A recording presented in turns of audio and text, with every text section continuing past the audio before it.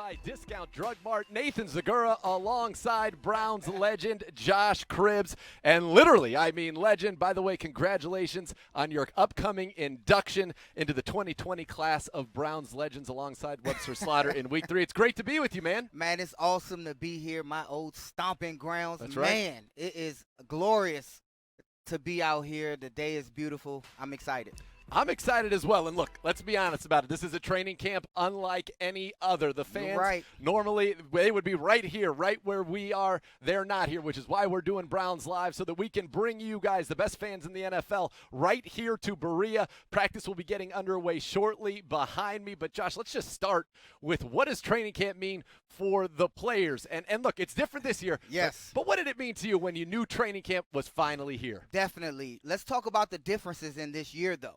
The fans being out here was that added pressure that each player, it's like a rite of passage. You first have to be checked out by the fans themselves in person, right here, breathing over you. And me as a kick returner / punt returner, we would come out before practice would start, catch balls off the jugs, catch balls off the punter, and the fans would rate us. If we missed a catch, they would boo. The pressure was on. I'm like, man, I got to catch this ball. So not having the fans out here, that pressure isn't quite there.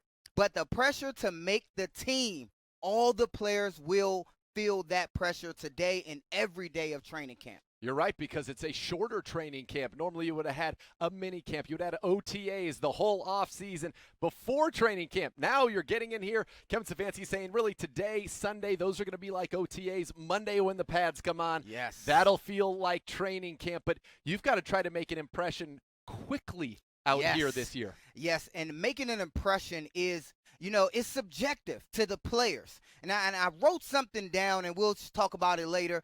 The way the player feels and their perceptions, and then the way the coach feel and their perceptions and how they rate players, because the two are very different about how you're going to make an impact to the coach, make an impact to the fans, and to the organization, the upper management as well, because it's different at each level. And one of the things that you don't want to see are mental mistakes, right? Because all you've had this year was the mental side, mental rep after mental rep after mental rep. And we're going to find out who was doing what they needed to do during this virtual offseason and away from this building. Physical mistakes, look, those happen. Yes. But the mental mistakes, that's where people are going to be able to show that they are bought in, that they have been in their playbook, and that they are ready to go, because we're less than a month away from Baltimore. You're exactly right. When you talk about those mental mistakes, coaches are out there. The fans know, they see what's going on, especially brought to that we bring to them. They want to know that the players are where they're supposed to be, because sometimes it's confusing for fans to know whose mistake it was. The quarterback throws it one way and the receiver runs a different way. So whose mistake it is, and that's what one thing the coaches are looking at. And when you look at upper management, they're saying, is the players grasping the playbook, the knowledge, are they getting it? Okay, they have what it takes to be here, or else they wouldn't be here. Sure. But can they grasp this NFL playbook? Absolutely. You mentioned the specialists being out there early. We just saw the Scottish Hammer out there along with Austin Seibert, and the kickers getting ready. We see the players kind of file out. And so when you come out early, as you mentioned, some to get in work, is this just to kind of get your body and get your mind where it needs to be to start this practice? Oh, definitely. Listen, if you see certain players that should be out here, they're supposed to be out here. You should see all the young guys coming out here first. If they're not out here, you'll see the veterans like, come on, man. I used to go into their lockers like, man, why are you still inside? You should be out there. Leaders will get guys to come out here early. You should see your special team, your specialist guys warming up.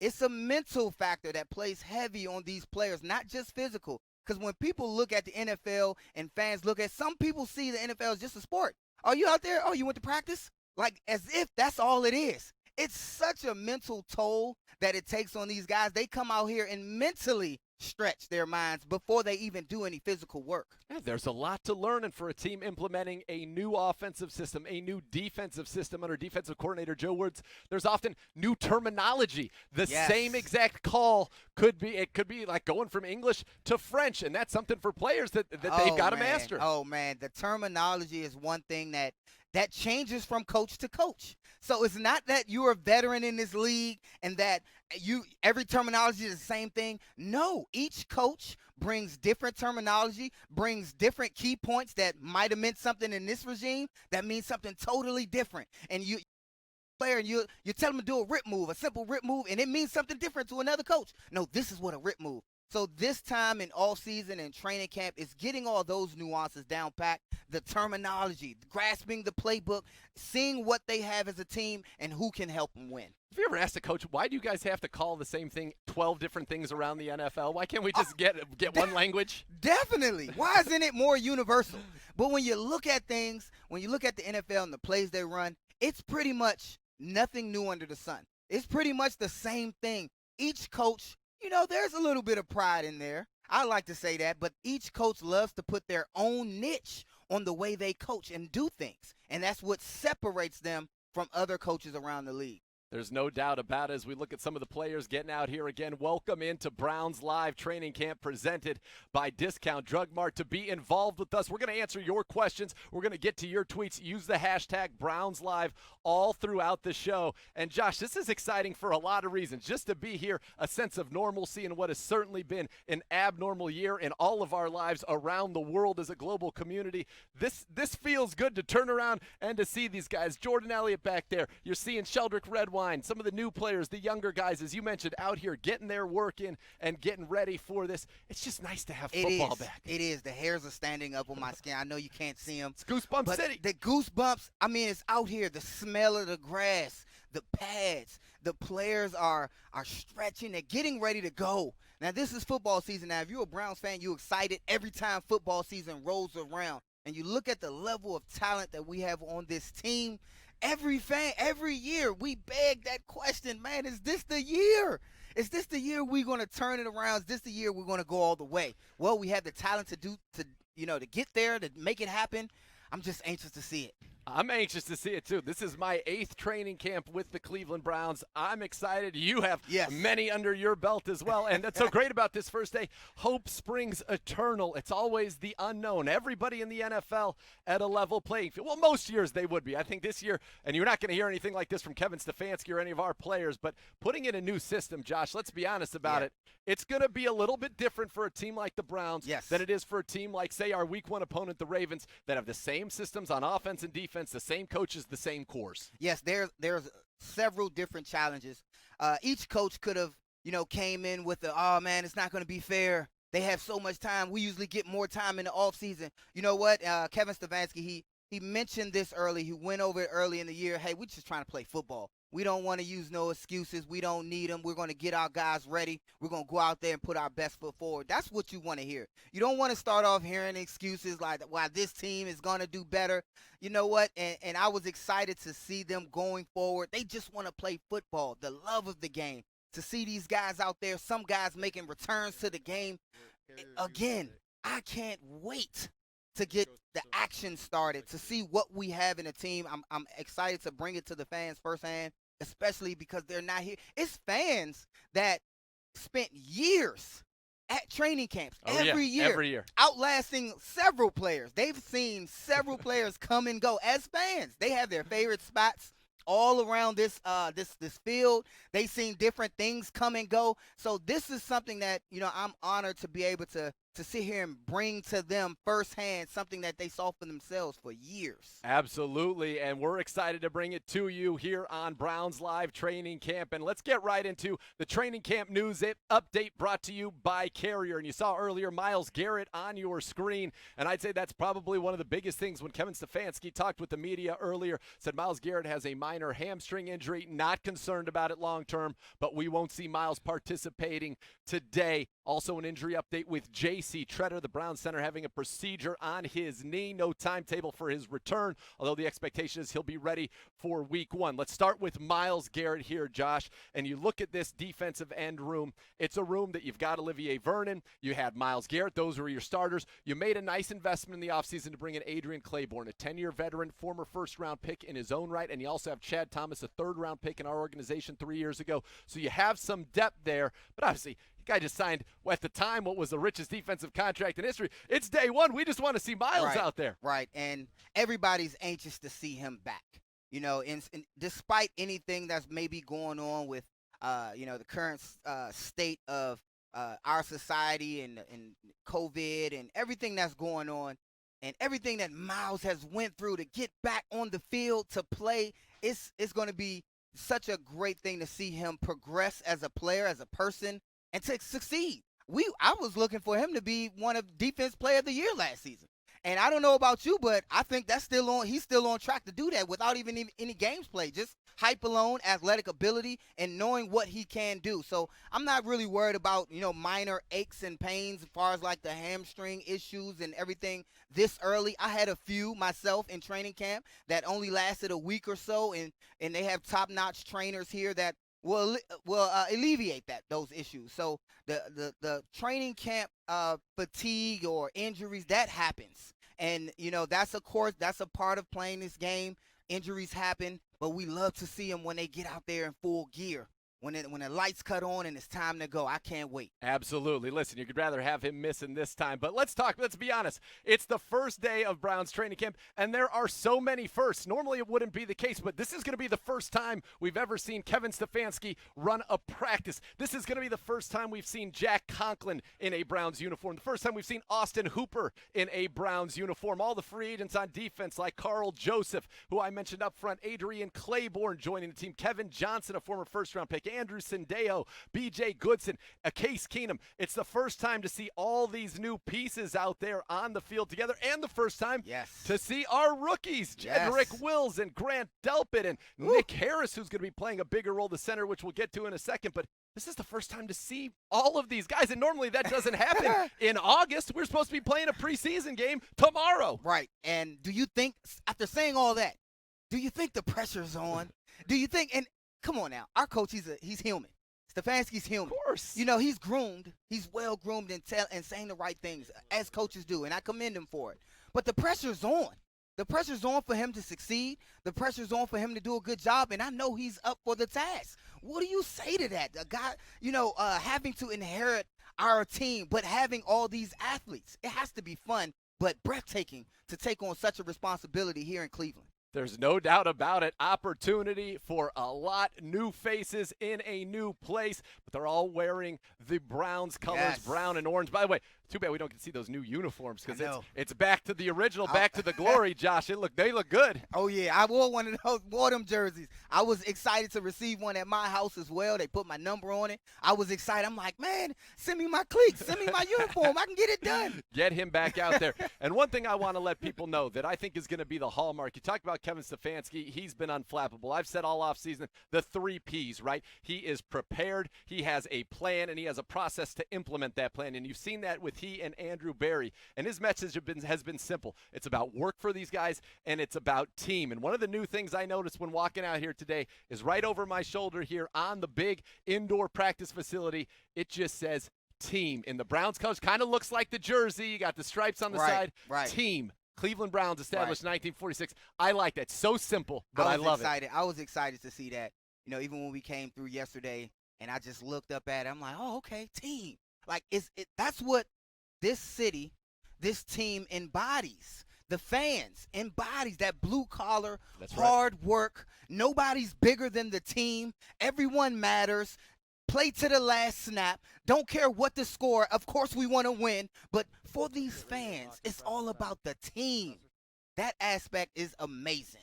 I can't wait. I can't wait either. And there he is, the Chief, Baker Mayfield, Joel Bitonio, all on your screen there. It is Browns Live Training Camp, and you can interact with us all show long, every show, by using the hashtag Browns Live. We have so much coming up for you on the show today. The Hoff, Joe Thomas, will be with us. We'll get a little Football 101. So much still to come here. But new this year, Browns fans across Ohio will have a special opportunity to purchase 50-50 raffle tickets during the 2020 Cleveland Browns Training Camp. Each ticket will provide a chance to win half of the raffle's net proceeds, the other half benefiting Stay in the Game, Keep Learning Every Day. And Shoes and Clothes for Kids, a Cleveland-based nonprofit organization. Some exclusions apply. For more information and to purchase a raffle ticket, visit Browns5050.com. That's Browns5050.com or the Browns mobile app. We'll be back with more Browns Live Training Camp, live from Berea. It's Nathan Zagura and Josh Cribbs and all of you, the best fans in the NFL. Hi, my name is Kyle, and I'm a pharmacist at Discount Drug Mart, but that's not all I am. I'm a daughter, a wife, and a mother. I'm your neighbor, part of the community just like you. Drug Mart is part of the community too. They have been for more than 50 years. Now, more than ever in these challenging times, your neighborhood Drug Mart pharmacist, all of us, are here to help you. You can rely on us to go the extra mile, whatever you need, every time. I know in my heart that I can lean on my neighbors, and you can lean on Discount Drug Mart. Okay, eyes on me. First, we're gonna start Ohio's 529 plan. Tax-free, baby. Pretty soon, we've got another base hit to right field. Oh, but let's say one of us gets a promotion. Oh, now we're at the 30. We're at the 40. With time running down on the clock, we get a grandparent assist, and it's go! Ohio's 529 plan is how you win at college savings. Learn more at collegeadvantage.com. America, I'm here to tell you the movement is on. Thousands of homeowners are plugging into solar with Power Home Solar. We install solar in your home for zero money down, not one single penny. Come join the movement and let the sun shine in.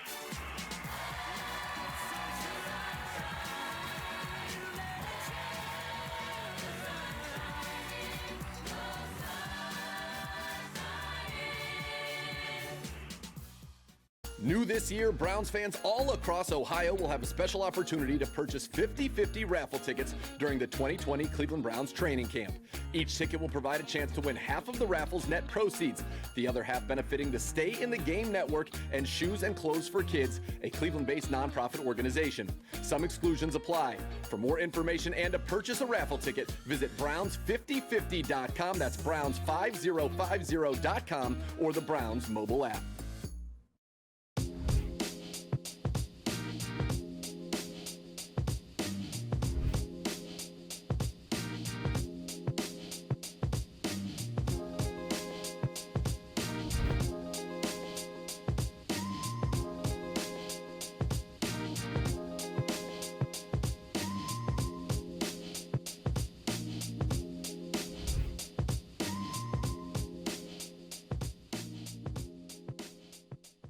Welcome back to Browns Live Training Camp presented by Discount Drug Mart. Nathan Zagura alongside Browns legend Josh Cribbs. And earlier today, head coach Kevin Stefanski, quarterback Baker Mayfield, and wide receiver Jarvis Landry all spoke to the media. Let's hear some of those highlights.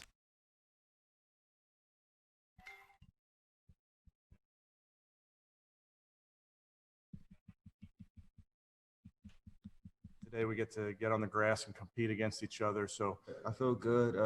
We've put together a great plan that is going to gradually kind of work me back in to normal practice schedule, normal everything. So as of now, we have a good plan going forward, and I'm excited. Just ready to roll, attack it back to, where I need to be the leader for this team, for this franchise. The reason I've gotten here is because I've been myself, been able to attack each and every day with 100% effort. So being able to do that and just have the open communication with Coach Stefanski, Alex Van Pelt, and the rest of the staff. I haven't experienced camp here with the Cleveland Brown fans, but just from what I've heard, it sounds like all of Northeast Ohio used to be here during training camp. So it's a shame. We'd love to have them out here. So in the meantime, they got to watch Browns Live, I'm told. What a nice shout out right there from the head coach for Browns Live. And again, we appreciate you guys being with us here. It is Browns Live Training Camp brought to you by Discount Drug Mart. Use the hashtag Browns Live to interact with Josh and I all throughout the show, all training camp long. And Josh, great to hear from the head coach. Cool as a cucumber as always, as well as Jarvis and Baker there. Oh, yeah, definitely. You hear Coach talked about how he heard how important this Browns camp was to the fans and how excited he was to see him. But unfortunately, the fans weren't able to be out here and to see Jarvis talk. I can hear Jarvis's background that, some things that people don't understand about camp. The players, the camaraderie that the players get is tremendous, and that helps carry the team in tough times during the season. So this is a lot of camaraderie, cohesiveness that the team gathers in training camp. I know they're anxious to get out here and just kind of unload a little bit and get some of that animosity out on the field. I'm excited that Coach, his spirits are high. I'm just ready for some football. I am, too. And I'm going to ask you, when you go inside that locker room and you have a guy like Jarvis, who I consider really to be the heart and soul of this team, who's a multiple-time Pro Bowler, holds NFL records, and yet he's the guy that embodies the work ethic. He's the guy that does everything the right way. How helpful is that to have a guy like Jarvis in this locker room? Definitely, and I was fortunate enough to be able to coach alongside him, and I say alongside him because as a player, being a veteran, you have the ability to influence other players with not just your words, but what you do, what they see. Sometimes you don't have to always lead by talking or yelling at a player. You lead by example. They know who the better players are. They can just watch who the good players are and say, I want to be like him. I'm going to follow Jarvis. I'm going to do what he does, how he gets prepared. That's how I'm going to prepare. And Jarvis was always one of those guys who had great work ethic, and it showed. The Pro Bowls, like you just mentioned, the contract, everybody counting on him when the lights are on and the game is needing a touchdown. We're counting on Jarvis for the big play. So that's reminiscent of athletes. That's reminiscent of leadership, not just the rah-rah, but leading by example. And there you see that duo, the first wide receiver duo in Browns history to have more than 1,000 yards receiving in the same season. They did it last year. And by the way, both of them think they can do a lot better this year. And also Baker Mayfield saying, I need to get back to where I need to be the leader of this team. I love that. I think we haven't heard much. It's been a quiet offseason for Baker Mayfield, locked in, focused on getting back to what we saw over the second half of that rookie season. I wrote down here, refreshing. It's refreshing to see a quarterback of Baker's stature with all the hype and everything surrounding him to rededicate himself to his craft, to not see him out and about breaking those rules that we saw from others in the past. And we're not naming no names, but to see a quarterback of Baker's stature come in here and do the things necessary in the offseason before the play has even begun. This is what we see. This is the leadership that we're talking about by example. He don't have to rah-rah and say, stay in your rooms, work out, do this and that. He's showing you. He's showing you in the press conferences. I'm going to rededicate myself to my craft. If something happens, he's showing humility. He's putting his team first, even sometimes to his faults. He's saying, hey, it's the locker room that matters. Forget everybody else. That is refreshing. That is what is needed from your quarterback. And that's what we like to see. That shot you saw just there over Baker's shoulder. Number 81, Austin Hooper. Number 78, Jack Conklin. And I remember talking with Kevin Stefanski and Andrew Berry at the Combine.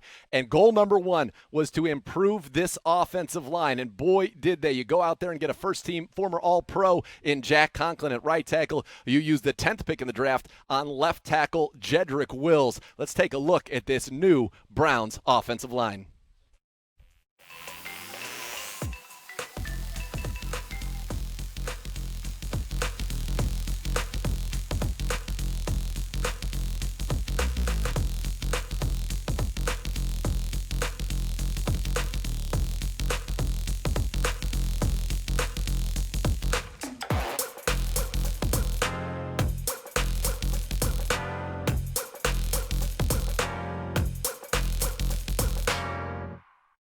All right, that's that new look Browns offensive line there, and it starts on the ends, the tackles. Conklin and Wills joining Batonio, Treader, and it'll be Wyatt Teller starting at right guard, the guy who started the final 9 games of the year for the Browns at that position. But when you get those bookends, that's saying, look, Baker, we're giving you what you need up front, because when you have skill position players like Odell and Jarvis and Chubb and Hunt and Hooper and Njoku, and we can go on and on. You're naming them. You just need a little bit of time, and that was the focus, obviously, to go and improve that line as you see Jedrick Wills on the monitor there. I can't wait to talk to Joe coming up here because, to get that insight of how important it is for an offensive line, even over some athletes, even over your skill positions at times.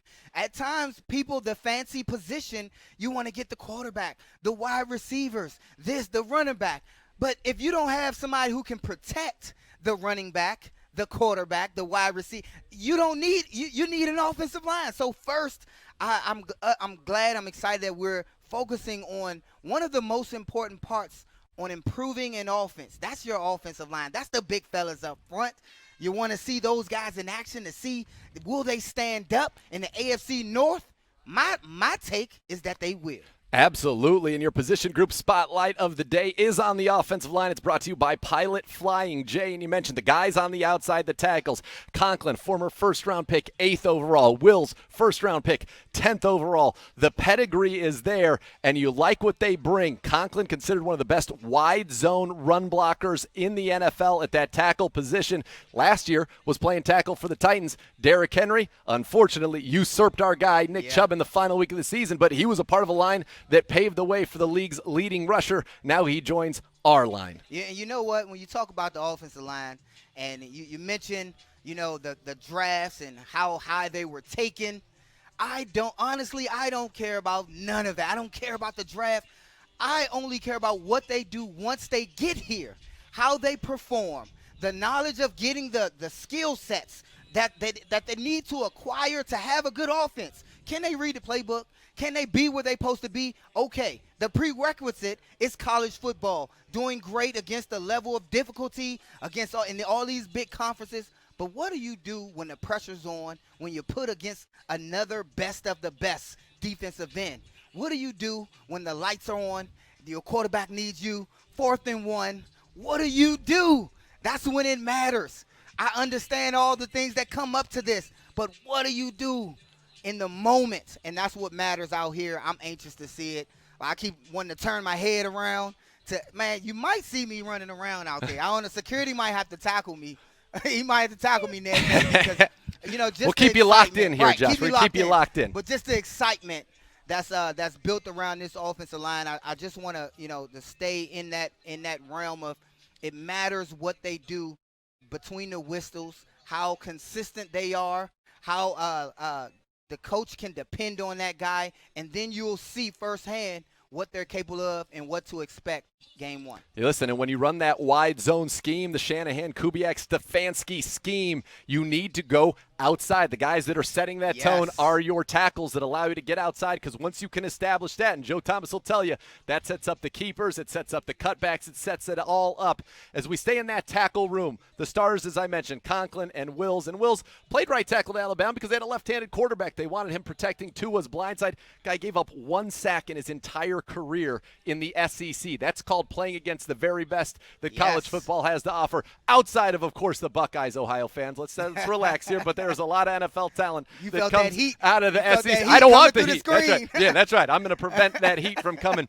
But not many teams also have quality backups at the tackle position, and the Browns have too. Chris Hubbard, 29 starts for the Browns the last 2 years at right tackle, 43 career starts with the Browns and the Steelers, and then Kendall Lamb, who started 13 games for the Texans at right tackle back in 2018, 2 starts for the Browns last year. So you have guys who have a full season or more of starting experience as your 3rd and 4th tackles. I think that's how you rate the good quality in Andrew Berry and getting a team with depth.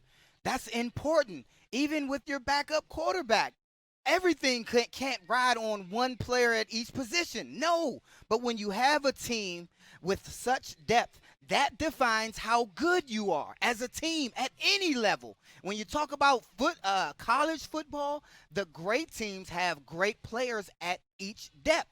Ohio State, their second guy is just as good as the first. And that's what sometimes messes up or is the difference between Ohio State versus a MAC school. Depth. Having good players at each depth, and I think we did a great job at providing depth. Hubbard, we have guys just in case, these big name guys that, some things may happen. It's NFL. It's not if you get injured, it's when. and we have the talent at the next level to just next man up, go in there and not miss a beat as an offense and a defense. Yeah, and that's going to be on display today because we talk about the center position at the top of the show. If you're just joining us on Browns Live Training Camp presented by Discount Drug Mart, Kevin Stefanski, prior to today's practice, informed the media that J.C. Tretter had a procedure on his knee yesterday. They're not sure when he will be back, but they are expecting him to be ready for the season opener. Tretter, by the way, has made 48 straight starts since joining the Browns. He is as tough as they come, but you mentioned the depth. Something happened on draft day in the second round. The Browns moved back just a few spots. Still got their guy, Grant Delpit, but they picked up a free fifth-round pick in the deal. That fifth-round pick was used on two-time All-Pac-12 center Nick Harris. And Nick Harris now with Tretter out, getting valuable reps as a rookie, working with that first team. And now we're going to take you onto the practice field, into the huddle, and behind the scenes of how our offensive line gets after it because we mic'd up rookie center Nick Harris in this edition of Training Camp Sights and Sounds presented by Discount Drug Mart.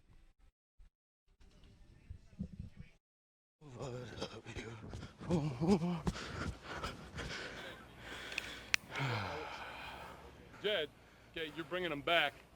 You're running them back. Now, you got to temper that if you feel like you're really running them, okay? So I really want to gauge him, okay? And if you feel like he's losing balance, then just let up on the tension. You got me? All right, here we go now. All right, we're anchoring. Get those knees in.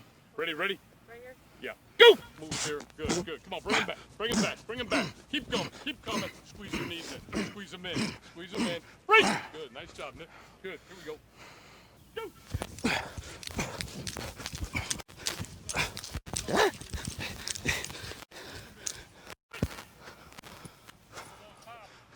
Man, my feet hot as hell right now. Ready on the ball, ready on the ball. Go! Move! Come on! Come on! Move! Break! Good, nice. Good. Throwing my upper body, throwing punches. All right, Nicky boy. Okay? You're all mic'd up today, they say, huh? Nice. Supposedly. All right, so check this out now, okay? So you're gonna go about four, you're gonna go 5 kicks, all right? Once you get to your 5th kick, release and post. You got me? Yep. In one piece. Yep. Got me? Release me. Look at me. I want speed here, Jed. Ready on the ball. Go! There you go. Attaboy. Good. Nice. Good. Take a blow. Good. Yeah. Yeah.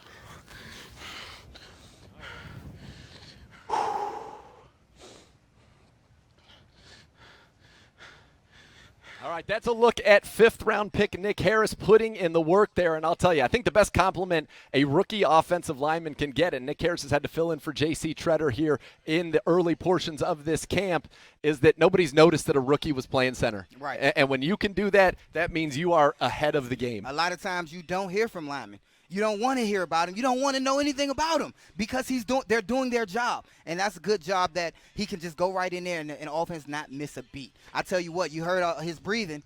You heard that heavy breathing. That's what it takes. These guys are in tip-top shape to deal with that because of the excitement and everything that's going on. He's a lot of excitement, and his juices are flowing. They're exhausted out here. That's training camp for you. You know, they talk a lot about teams drafting guys that are perfect scheme fits, and Nick Harris certainly was that. Great movement skills, a low center of gravity. I was told he's an offensive line coach's dream by a lot of evaluators at the combine, and then after the Browns got him, a guy who was taken in the 5th round, but if you were a few inches higher, taller, everybody says he's a 2nd-round pick. You're not going to be worried about that when you see him out there playing, and so far, the early returns are very good on Nick Harris. We hope we don't have to see him. We want JC out there, but it's nice to know you have an insurance policy like that. Speaking of an insurance policy, if it gets out there and you get a little weather, take a look today at our Pro Shop item of the day. That's right. Yeah. It's the jacket you see right here. Look at this. It's light. It's breathable. It comes in 2 colors. You got the orange over the gray, the white over the brown, as Josh and I hold these up, and you can get them right now, today only. If you buy one of these, you get 20% off the regular price of $70. 20% off. You get it for $50. That is a pretty darn good deal. So don't miss out on today's exclusive Browns Live Training Camp offer. Call the Pro Shop 440 824-3427 to place your order, or better yet, head to First Energy Stadium right now to get your very own today. The best part is all you have to do, all net proceeds, all of them, all net proceeds, by the way, benefit the Cleveland Browns Foundation. So not only are you getting a good piece of gear, if you see the number on the screen, 440-824-3427, you will be doing a good thing for Northeast Ohio and our communities. We'll be back with more Browns Live Training Camp presented by Discount Drug Mart. The Hoff next. Hi, I'm Katie. I'm a pharmacist at Discount Drug Mart, but that's not all I am. I'm a wife and a mom to 2 sweet girls. I see the people of our community every day. They have questions, and honestly, they're concerned about their health and medications. So they come to Drug Mart Pharmacy just like their parents did, because they know we will always help them, whatever they need, whatever questions they have. My fellow pharmacists and I are proud and truly humbled that you have put your trust in us during this challenging time. Discount Drug Mart is here for you, always. The health and well-being of Ohioans is our top priority. That's why we offer high-quality health insurance plans for you and your family, with access to the doctors and hospitals you know and trust, plus dental, vision, and wellness plans to help you achieve and maintain your best health. We give you peace of mind so you can enjoy life's best moments. We are here for you, today and every day. Medical Mutual, the official health insurer of everything you love.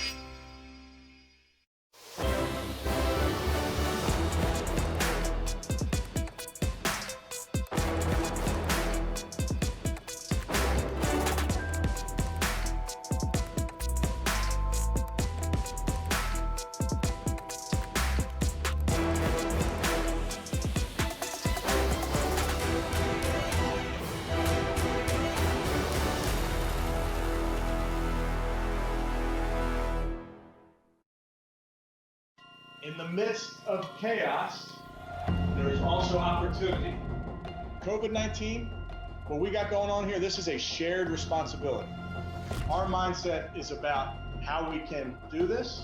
If you want to complain, scream out the window. But once we're in this building, we're all about moving forward and finding a way. I am committed to finding a way. That's what we're doing with the Cleveland Browns. Get on board.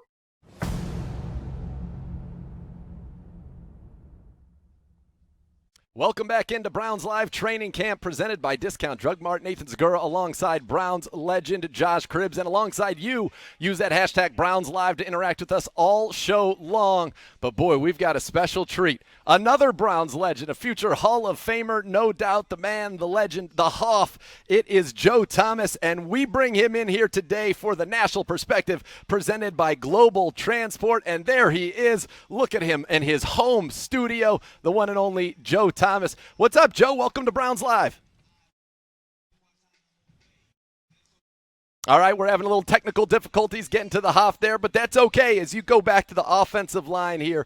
And we didn't get enough time, really, in my opinion, to talk about Joel Bitonio, 2-time Pro Bowler, 2-time second-team All-Pro, and he's playing left guard. Why is that important? You got a rookie, Jedrick Wills, at left tackle. And when Joel started, he had Joe Thomas at left tackle to help him. How important is it to have that veteran guy next to your young rookie? It is very important because you're looking at, and it's important at each position group. When you're looking at these players, they're coming in just straight will and talent. They don't know what to expect at this level. But when they have a veteran right there that's trying to mentor them and see how it's done, some players actually move and switch positions. I came in, I never played wide receiver. I had to look at guys to see what I was supposed to do and do it at a high level. So it works both ends when you see a guy come in with a veteran who's done it before. You got the younger guys feeding off his energy, looking at his skill, and finding out how to become a great NFL athlete.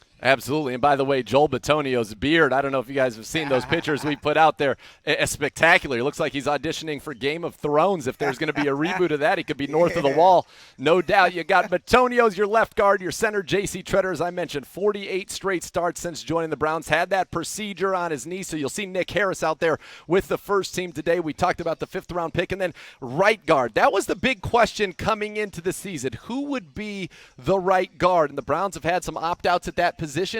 They are still looking for depth. In fact, veteran Ronald Leary, an 8-year veteran of the league who spent some time in Denver while Joe Woods was there, he is rumored to be here for a visit, and potentially the Browns interested in filling out the depth there. But for now, it's going to be Wyatt Teller, a 5th-round pick of the Bills back in 2018, 16 career starts, including the final 9 games of the year for the Browns. He was a great pass blocker, but he's got good movement skills, which should help in this wide zone scheme. When you're talking about providing depth for a team, especially at the offensive line positions, you're looking for guys with versatility. Now, this is one thing I was going to go over with Joe. You want that versatility and depth because you don't know who's going to go down. Injuries will happen. You need depth at multiple positions. Everybody can't be up on game day. You have to make decisions. The head coach, the general manager, they're making decisions of who's going to be active on game day. So that matters when picking out your guys. Can this center, this backup center, play guard? Can this guard play tackle, and vice versa? So you're looking at guys, maybe they played tackle or a guard their whole collegiate career or even NFL career, but can they move over and play a guard or a tackle when needed to? And that's what makes a guy valuable to a team. Can he move different spots? That's right. Can they move around? And you see guys wanting to be here. I mentioned at the top, Olivier Vernon had restructured his contract to stay here on that defensive line and be that end opposite Myles Garrett. While on the offensive line, Chris Hubbard did the same thing. And Chris Hubbard is a guy with 43 starts in his career, and he only started at tackle for the Browns. But you go back to when he was with the Steelers, he made starts for them at tackle, at guard, and even at center. And it's that versatility that keeps you in the league a long time. The more you can do. I lived by my entire career. The more you can do. And if you look at it in a regular business sense, if you got a guy that's taking out the trash in the office, he's answering the phones, he's going to get the coffee, he's going to close accounting deals, he's doing it all. How can I get rid of this guy? He does it all. And at a high level. You look at a guy like Hubbard, he can do it all. It's proven. So they get guys who they feel may be more talented than him and younger, who can last longer. But if they can't, you know what? They have a winner in Hubbard. He's proven and he's done it before. He's done it before at a very high level, and it gives you a lot of comfort in the event that something were to happen. He can step in there. Rounding out the line, just to kind of give you guys a picture of the depth here at the center position, you've got Evan Brown in his second year out of Southern Methodist, who played for both the Giants and the Dolphins a year ago. Willie Wright, an undrafted free agent of the Browns a year ago, who was on the practice squad, a center out of Tulsa. The guard position is the one, though, that got interesting, because a couple of days ago, all we had were Joel Bitonio and Wyatt Teller. Now, I mentioned Hubbard could play some guard for you, but we saw a few opt-outs at that position, hence the interest potentially in the veteran Ronald Leary. But the Browns in the recent days have added a couple of guys. Jovan Fair, a rookie out of Temple, as well as Michael Dunn, a first-year player out of Maryland, because in training camp, even though this camp I think is going to be more focused on the starters than any other camp, you still need a second team and a third team to go out there and get some of the reps. Definitely. And when you talked about it's going to be focused on the starters, you say that because the game is going to come out of nowhere. It's just going to happen. It's going to be time to play. They have to be ready to go. Injuries, they're going to happen. You have to have a guy you can't use as an excuse. Organizations do not use injury as an excuse. Well, one guy went down, we tried. No, they have to build this team from the ground up, and it starts right here in training camp. There's no doubt about it. And in training camps where you get those reps, this is an offense predicated on the wide zone running game. And we're going to do a segment for you guys, All Browns Live, and that's going to be Football 101, where we break down a term that you hear a lot when watching the broadcast, a term that you know about football, but maybe you don't know exactly what that means. And it's going to be presented to you by Ohio Cat. And today we're going to take a closer look at how the Browns will employ this wide zone running scheme. And we're going to start by doing that by looking at some film from the Minnesota Vikings, where Kevin Stefanski was the offensive coordinator a year ago. And in the wide zone scheme, the key is you got to get the defense running laterally. Stop them from being north and south. And here's an example of a wide zone run to the left. You want to get the edge. They do a good job of getting that, and it's a big run for Dalvin Cook in the end zone view. Show what you see there. Now take a look at this. You see the first read for the running back is to hit it full speed. His eyes isn't on the ball. It's the quarterback's job to place that ball in the pocket. He wants to go wide as he can, stretch everything as far as he can. If perfect world, everything goes right, he's going around the corner. And then he's shifting his eyes through the cutback, one hole at a time, and that goes quickly. So the cut has to happen. He has to hit the hole. No jabbing and diving around. He has to hit the hole when he sees it, and if he sees it, fast, because that hole will close. And as you saw the gaps, those are the assignments for the defense. And so they bring the tight end in motion. Rudolph 82, he gets the edge. Cook's able to get to the outside, and it's a big gain for the offense. And see, this offense, you need your receivers blocking down the field. Stephon Diggs doing a great job there of it, and that's something that Odell Beckham and both Jarvis Landry did a great job last year. Awesome. Great job. Yes, great pride in it. And I was excited to see Jarvis, not just Jarvis, but Rashad Higgins as well. He's a guy that loves to block down the field. All right, let's take a look at another zone run here from the outside zone. Again, you're going out to the right. This time the defense, they know you're trying to get to the outside. You're getting them running. So what do? It's that cutback lane.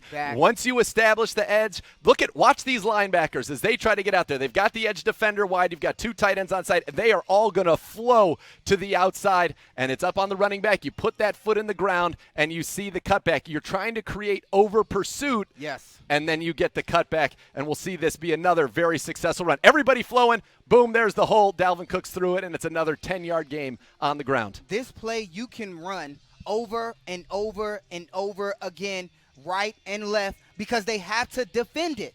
They can't. It's not that they can over pursue and say they're running left, let's stack left. No, the cutback is a problem. You have to play them straight up. There's double teams. There's one-on-one matchups. And if you're bigger and better strategically and scheme-wise than that defensive front, you're going to beat them up, especially with our running backs that we have behind me. These guys, I know Stefanski, he's licking his chops. He's ready. There's no doubt about it. It's the most talented running back duo in the NFL. And people are telling us since Marcus Allen and Bo Jackson, you've got a guy who led the league in rushing in 2017, and Kareem Hunt. Nick Chubb was second. Never before have you had two running backs who have rushed for 1,300 yards in a season in the last 3 years in the same backfield together. We'll have more Football 101 for you throughout Browns Live Training Camp, brought to you by Ohio Cat, and we'll be back with more Browns Live Training Camp presented by Discount Drug Mart.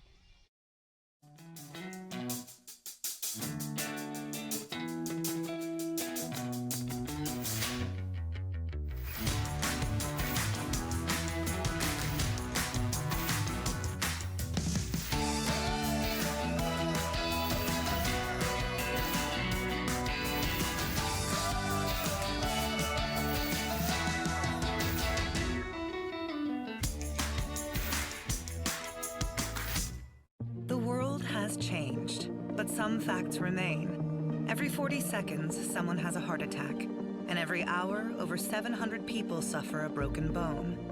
While those numbers haven't changed, there are fewer people seeking the treatment they need. If you're injured, sick, or in pain, it's safe to get the care you need at university hospitals. Protecting your health with science and compassion. That's UH Safe. Snapple apple tastes like apple. And we dance the same too.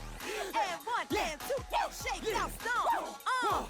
Put it in the basket. Now let's cobbler. And cobbler. And cobbler.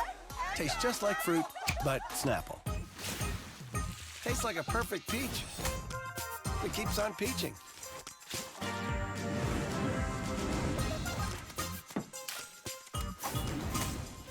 Tastes just like fruit, but Snapple. The Cleveland Metropolitan School District and Cleveland Browns Foundation have learned a lot together in our Get to School campaign, and that's led to the Browns Foundation's efforts to spread this work statewide, creating the Get to School, Stay in the Game network here in Ohio. It's going to have impact not only in Cleveland and other urban cities, but in communities across Ohio where attendance matters for every single student. The Cleveland Browns Foundation has also helped inspire other partners, including radio and television media partners, and partners like the Arby's Foundation, which has provided 60,000 meal coupons or over 600,000 meals as incentives for students who have come to school, and who most recently provided 520 of our students free internet access for a year to help address the digital divide we have here in Cleveland. We know in Ohio that if you are chronically absent, missing more than 18 days in a year, you are 89% less likely to graduate on time. So get to school, stay in the game. That's how we're going to improve education in Cleveland and in Ohio with the Cleveland Browns Foundation. All right, welcome back to Browns Live Training Camp presented by Discount Drug Mart. Nathan Zegura alongside Browns legend Josh Cribbs, and it sounds like training camp. We got the music going behind us as they're going through some of the early drills, some of the walkthrough before we get into what everybody wants to see today. I'm sure the team portion. And as a player, you know, you have to handle your individual drills. It all kind of ties together, right? Those are the crawls before you walk, before you run. But everybody's got to be excited about the team. That's Definitely. football. Our fans have seen many training camps here at Browns facility, and you notice that it's a progression leading up to team. The guys, the receivers are running and working out on routes right now. The quarterbacks are going through the reads and getting their arms sharpened up. You see the DBs backpedaling, coming out of their breaks. The wide receivers are catching the ball, tucking it. Everything is being evaluated right now, and they're trying to figure out and see if this team will be the team. I'm trying to figure it out. I'm turning around looking myself. I am too. And by the way, nice ball from 6 to 80 right there. Something we're going to see a lot of. And we also saw Donovan Peoples-Jones, a guy, a 6th-round pick out of Michigan, was the #1 wide receiver recruit in the country coming out of high school, a freshman All-American as a receiver and a punt returner at Michigan. And you mentioned earlier having veterans. Yes. When you have a guy who's 6'2", runs a 4.4 40, 42-inch vertical leap, is the perfect ball of clay, as it were, to get to join a locker room with Jarvis and Odell Beckham, that's got to help get the best out of a guy like Donovan Peoples-Jones. It definitely does, but the pressure is on guys like that because you got all the guys on the team saying to themselves, well, he's not going to take my spot. You got other guys saying, well, the hype is on him, so the DBs are all rallying up like, I'm going to make the team off of him. Oh, they drafted him. They want him to be the guy. Well, I'm going to make my money off of this guy. So it's a lot of competition, necessary competition, that's happening right now on the field of our guys that we brought on this team, drafted, free agency, and veterans. What's it like for a guy like Donovan Peoples-Jones? I mentioned the high, big-time recruit coming out of high school. Obviously, it didn't put it together in college like he wanted to. He would have been a 1st or a 2nd-round pick, and a lot of people thought from a talent standpoint he's got that talent. But, you know, when you go from being at a big-time college program, you go from being, as you were, a quarterback in college, and then you get to an NFL camp. And the reality is for a guy like Donovan Peoples-Jones, as gifted as he is, this is predominantly a 2-receiver offense.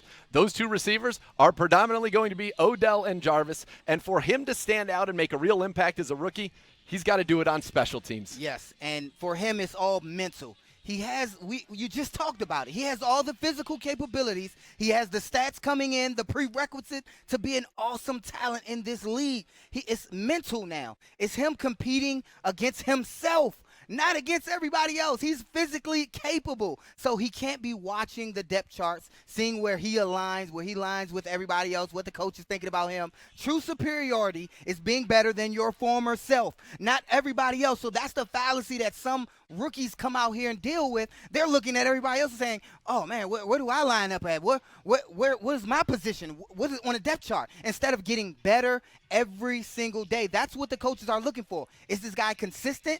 Can he help us on game day? And you just mentioned it, special teams is where a lot of these rookies are going to help this football team and be able to become active on game day and show us what they're really made of. And there's our guy, Hollywood Higgins, wearing number 82 now with the Browns, 81 obviously with Austin Hooper. But it was great to see Higgs back here with this team. There's no denying in 2018 his rapport with Baker Mayfield that was forged right here on this field in Berea in that training camp of Baker's rookie year played a big role in their success. Last year's in the past. Listen, it should have been different for Hollywood and the Chiefs. chief. But both are back, both with new opportunities, and I'm certainly very excited. Both are Cleveland Browns. Now, I'm definitely excited about Rashad Higgins, and he was one of my breakout players for this season. You know, something with a lot to prove. I don't like his new number. I got to get that out the way. But he has something to prove. When I came in, they gave me the number 16. It was like, here you go, as a camp body, and thinking that this may be another person's number.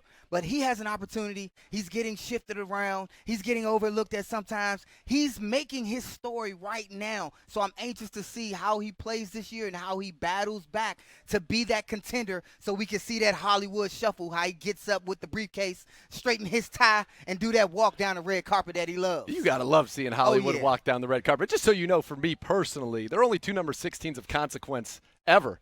Josh Cribbs, Joe Montana. Those are the two. I grew up in the Bay Area, and now I'm here. Those are my two number 16s there. I something about you I like. Now That's I know right. why Now I like you so much. And now you do. Yeah.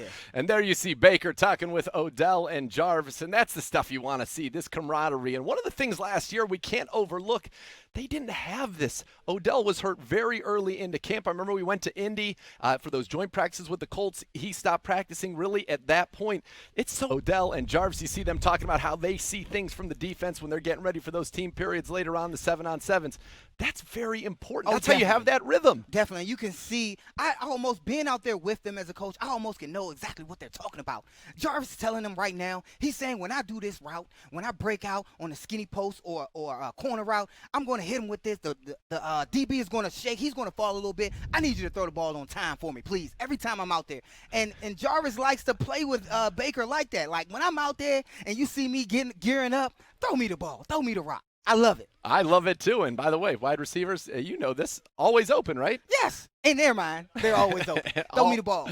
Throw me the ball. And that's going to be one of the interesting challenges this year. There is only one football, Josh. We talked about Odell. We've talked about Jarvis. We've talked about Chubb and Hunt. We haven't even gotten to Austin Hooper yet, who is a two-time Pro Bowler in his own right, not to mention the Chief. And you mentioned Hollywood Higgins. And there are other guys at receiver. By the way, don't sleep on Tavon Taylor. This is an offense. And you go back to 2014 when Kyle Shanahan was here, and we had an undrafted free agent that year named Taylor Gabriel. And what he had was speed. Yes. And in fact, Taylor Gabriel and Kyle, they liked each other so much when he went to Atlanta. Taylor Gabriel went down there and had a big year, over 700 yards. Yes. I think Tavon Taylor and Damian Ratley as well, two guys with a lot of speed. Taylor himself, though, a former third-round pick of the Titans, I think he has the potential to do something here this year as that field stretcher with Odell and Jarvis when the Browns do go into those three receiver sets. But when you say that, we're looking for consistency and consistently making plays. That's right. It can't just be this day, and then next week he makes another play. Consistently making plays. Anytime he's out there, it has to be a big play, or the coaches will only focus on the guys that need to play every day. So when you look at these guys running routes, putting moves on everybody, it's gonna be physical. It's gonna be physical because they're mentally getting themselves acclimated to playing back at this high level. Opportunities to play is right here for the taking. It's like that movie Drumline when you have to compete against somebody for a spot. It's happening in front of our eyes. They're competing for the coach's ability to say, you know what, you're going to start. Absolutely. And by the way, keep that footage rolling right there. A little bit of wide receiver DB one-on-ones there. Money Mitch, Tavon Taylor, who we just talked about. Good job by Mitch and a good grab there by Taylor on that out route. But you talk about there's a lot of veterans here. Money Mitch is now your fourth corner. Mitch. And I love that guy. Oh, my God. Money How could Mitch, you not? Man. He's a guy, and even when I played, a lot of guys, veteran players, don't like to play special teams. He was a guy that wanted to play every position. You see that interception right there. It's plays like that that'll put players up in the coach's eye, making plays. Now go out and make another play. It doesn't have to be an interception, but it can be a knockdown. And you see his footwork. The coaches recognize that. They will be making marks on the field of how well they can do this consistently. See, these guys are diving, making catches, and they're holding on to the ball all the way through the fall, which is important in this league. Yes, it most certainly is. But I'll tell you what, that interception right there, put that in. That's an early play of the day nominee, gentlemen. And that was Kevin Johnson, number 28, the former first-round pick of the Houston Texans, who was signed to be the Browns' nickel corner. That was a pretty good first play we saw there on Browns Live Training Camp, brought to you by Discount Drug Mart. Kevin Johnson. He will be that nickel. And we've talked about the back end of this defense a little bit, but you think about this. Denzel, first rounder. Kevin Johnson, first rounder. Greedy Williams, second rounder. Carl Joseph, first rounder. Grant Delpit, second rounder. And then a 10-year veteran in Andrew Sendejo, not to mention Money Mitch. That top 7 on your back end. And by the way, no disrespect, because I like Sheldrick Redwine a lot too. I thought he showed us some at the end of last year. You all of a sudden have some talent there, but for Kevin Johnson to step in, he's going to play a big role because he played that role very effectively last year in Buffalo, which was one of the better defenses in the NFL. And you see these guys out there, you can see the one-on-one as the receiver slipped.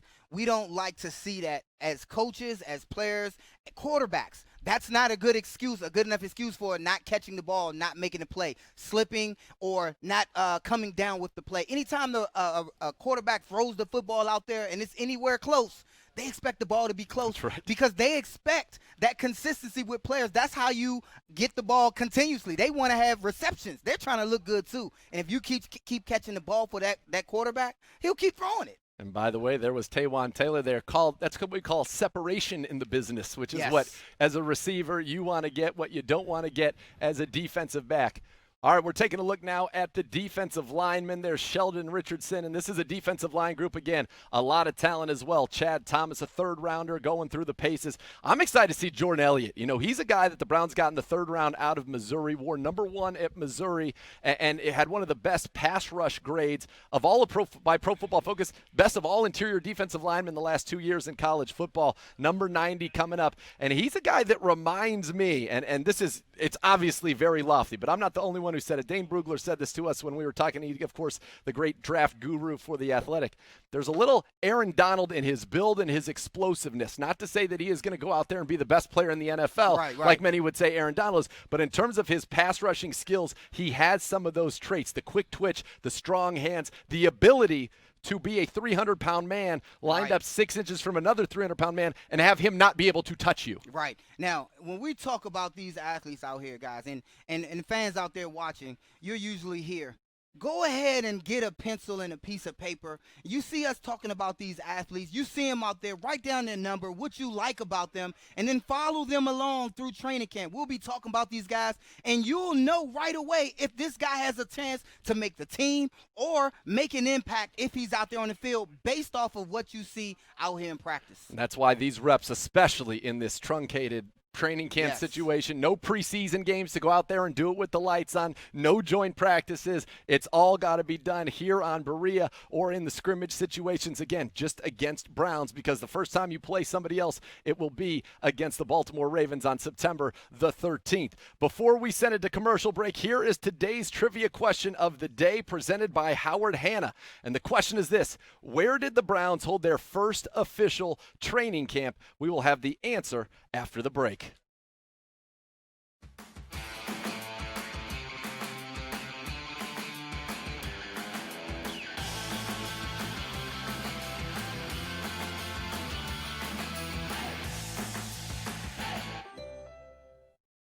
At Discount Drug Mart, we work hard to keep our patients up to date with their immunizations, especially those at high risk.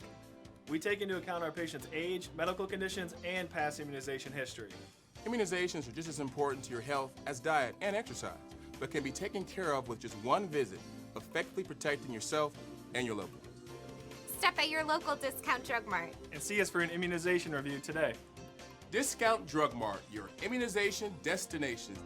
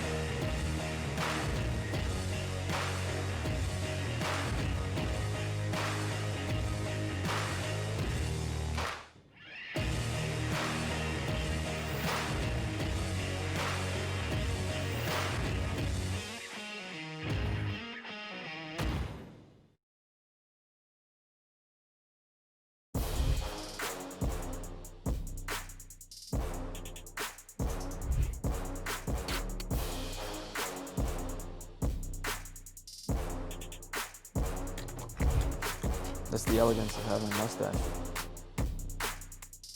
Cleveland Brown fans, can you say go Browns?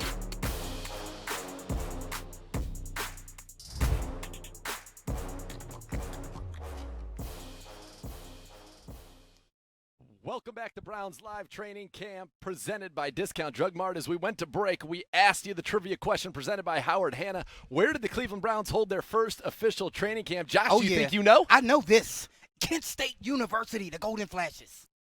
Oh, I am sorry, that is not. That's a very Homer answer of you, and I appreciate that. It's not Kent State? It is not. The Browns actually held their first training camp at Bowling Green State University, the alma mater of the great Jason Gibbs, ladies and gentlemen. BG. That's right. From 1946 to 1951, the Browns, led by legendary coach Paul Brown, used Bowling Green State University as their official training camp headquarters. And thank you very much for our trivia question, brought to you by Howard Hanna. Here we go. We're starting to see things pick up a little bit behind us. Looks like we're getting into a little team period here, Josh. This is the film. When you go through all the film, all the individual stuff, yes, that's important. But the team, that's where they're going to focus the most. Looks like we got the twos on the twos there. Case Keenum dropping back and a nice completion. You mentioned the rookie earlier, Harrison Bryant. This is a guy at tight end, 1,000 yards receiving. The Mackey Award winner is the best tight end in all of college football. The Browns had no intention, Josh, of drafting a tight end this year. None. Zero. They saw him on the board in the fourth round. They said, he's too good. We got to get him. He's too good to pass and now up he's on. here. He looks good in 88. And you mentioned it. You know, they want to see who their starters are. So the first guys that you see up may not be the ones on game day, but they want to see what in their mind on paper, because we look great on paper. They want to see if we put them out on the field, how do they fare? And you see the linemen will be up front. Since they're not in pass, they'll take a couple steps and they'll stop. They're working on their fundamentals. It's good to see these guys 11 on 11 right now, to kind of see a glimpse of how good we can be as a football team. It's going to be a lot of fun, and one of the keys, as Joe Thomas told me, was how's this team running that outside zone? And by the way, a little pass completion to one of the newest Browns, Andy Janovich, the fullback. The Browns traded for a fullback. That's right, all you folks who want the fullback, they traded for one from the Denver Broncos. And both Kevin Stefanski and Andrew Berry, in various Zoom conferences that I did with some of our partners, they said the addition they are the most excited about was Andy Janovich. Oh, wow. And you see why. The talent is definitely there. But looking at this training camp, you want to look at when they show the pictures of the quarterbacks under the center and they show them drop back. Watch his eyes as you see the progressions, because in different position groups, they watch how you react at the beginning of the play. They see who you're looking at. Are you reading your keys? And then do you shift your eyes the way you're supposed to according to the defense? So that's what coaches are looking for. This is more of a mental. They don't have pads on. So this practice right here, this team period, is more mental. Are they grasping the playbook, the progressions on offense? Are the defenses making the correct reads? You can see Baker right there looking down, sending people in motion. He looking over defense. He called his cadence, and he's ready. So these are the things. It's mental. Yes, they want to finish. They want to hold the ball, tuck it nicely. Everything looks smooth, but it's a mental aspect of the game right now without wearing pads. There's no doubt about that. A nice little run from Nick Chubb there as we see the starters out there for the Browns on offense and defense. And by the way, we talk about the fact that the Browns have the best fans in the world. You guys are using the hashtag BrownsLive, as we've invited you to do, to be a part of the show today. And I can't help but notice one coming across from Sydney, Australia, watching Browns training camp live for the first time because of Browns Live. So that's pretty cool. Best fans in the world right there. Oh, yeah, definitely. And I want to ask you, as a quarterback here, in this offense, you see it right there, the play fake. There's going to be a lot of play action in this offense as you get the throwback to Nick Chubb, who's got a chance to make a play up the sideline. So much play action, and the whole key, right, especially in this wide zone scheme, is making sure the play fake looks just like the handoff. And that ball handling, you think about that, you're usually thinking Dame Dollar and what he's doing in the bubble, but ball handling, a big part of the quarterback position, especially in this offense. Oh, definitely. When you have two running backs that are so monstrously good and dynamic, they require all the attention of a defense. So teams are going to come out here, and even though we have Jarvis and Odell that can run by you and catch all these balls, they're terrified of our running attack. We have the ability to run on any team, so you will see Stefanski establish that in each game. No doubt. Establish a running attack, and the play action is golden. to make the proper reads, to throw the ball downfield, that will be golden once the running game is established. And by the way, there was a play that I'm sure was in the Josh Cribbs it, arsenal, yes. a little reverse to the wide receiver, our guy Tavon Taylor. I was about to just stop what I was saying and say, oh, you see the reverse? That's me. That's me. Okay, I'm back to announcing the game now. That's right. But that's, again, Tavon Taylor, a Yes. name that we mentioned earlier, and we've seen him make a couple nice plays in the one-on-ones, and then certainly there, it's that speed element and the ability to make people miss in the open field. But Nick Harrison there at center, we told you off the top, J.C. Tretter, per head coach Kevin Stefanski, had a little procedure on his knee as they run a little toss play to the right, and man, how many teams have Kareem Hunt to come in after your starter, Nick Chubb? I call him co-starters. The guy led the league in rushing in 2017. In 2018, in 11 games, 14 touchdowns, 1,200 total yards. He's so good. Yes. And we also have Nick Chubb, who is also so good. And this is one thing that we can boast as a city, boast as a team, is just put these guys on the field. You don't know who to overplay. As a defense, I mean, who do you cover? Who do you want to focus on? Do you say, all right, let's stack the box? But you got Odell and Jarvis. Or do you say, okay, Odell and Jarvis might kill us deep. Let's just keep everything up. You still have a awesome running back duo, and you say co-starters, but they are co-starters. I don't want people to misuse that term and think we're just giving them that starting capability. They will be on the field at the same time, and more so Kareem Hunt in the passing situation, as we saw a lot last year. You can bet your bottom dollar that Stefanski he watched film on last year, and he saw how Kareem Hunt could utilize himself passing, how the team progressed well off when he was catching the ball out the backfield. Yeah, I mean, tremendously. Kareem Hunt in 8 games with the Browns last year, 37 catches for 285 yards and a touchdown on 45 targets. So, yes, they certainly used him that way.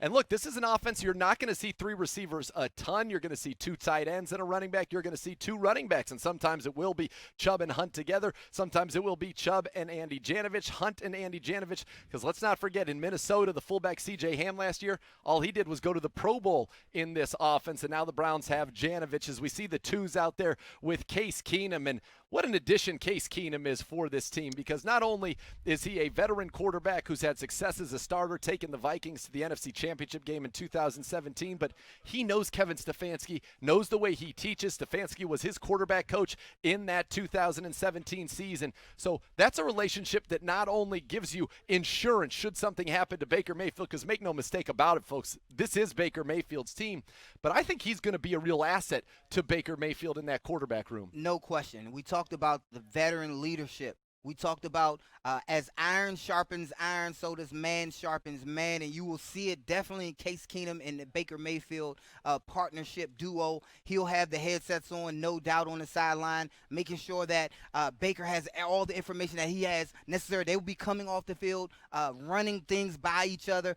It's going to be a good marriage between those two. But make no mistake about it, Baker Mayfield is impactful in this offense because of the play action ability, because he likes to throw the ball down the field to his favorite targets, and because he's mobile. Because he can take off and run with the football, he will increase the likelihood that this offense will put up stacks of yards game by game. It should be incredibly efficient, and you bring up the play action. Last year, Baker Mayfield's completion percentage 10 points higher when utilizing play action. His quarterback rating 40 points higher when utilizing play action. This team is going to run as much play action as anybody in the NFL. It's what they did with Kirk Cousins. They'll do that with Baker. And you brought up something Baker has that Kirk Cousins doesn't. It's that athletic ability. Dangerous outside of the pocket, making throws on the run, but also the ability to pick up yards with his feet. And I think that is going to be very exciting to see how ultimately all of this goes. Now, it is Browns Live training camp, and people are saying, we know the dog pound is out here, the puppy pound every single year. What's going to happen with the puppies? Well, good news for all of you, because we have the virtual puppy pound. It's time for everybody's favorite part of the show, our puppy pound puppy of the day, adopted by Sugardale. Today's puppy is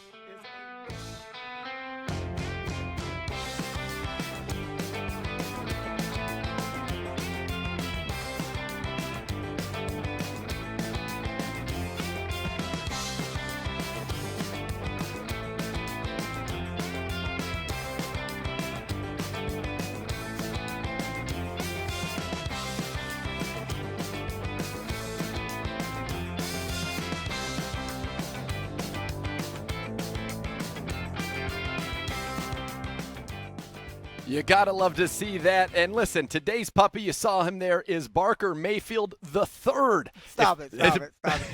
Did you say Barker Mayfield? The third. The third. The third. That's right. Oh, my God. Where do they pick these names from? Pretty sure, I believe that's the talented Allie Raymond who is making such a naming of our puppies today. And if you want to see or adopt a puppy of your own, visit browns.com/puppypound. There's a limited number of appointments and puppies available each day, so don't delay. With each puppy adoption, families will receive a puppy starter kit provided by Sugardale while supplies last.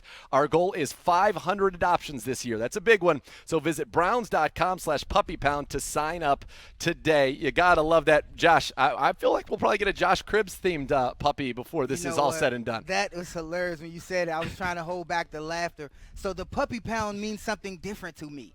As a player, the puppy pound meant the daycare for the athletes' children.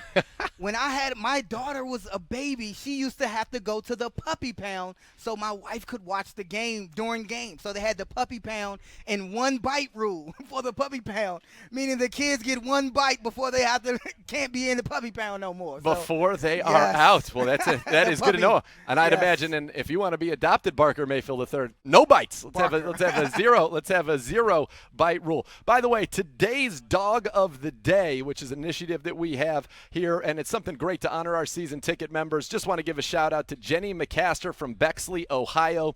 Jenny and her father have been season ticket members for over 30 years, and they drive from Columbus to watch their Brownies in person on game day. If you want a chance to be featured as our dog of the day, please visit browns.com/training camp to submit your story. Again, thank you so much to Jenny McCaster from Bexley, Ohio, and her father. They are the dog of the day. We'll be back with more Browns Live Training Camp live from Berea. Team drills going on behind us. Josh and I having a great time with you. Use the hashtag Browns Live to interact with us.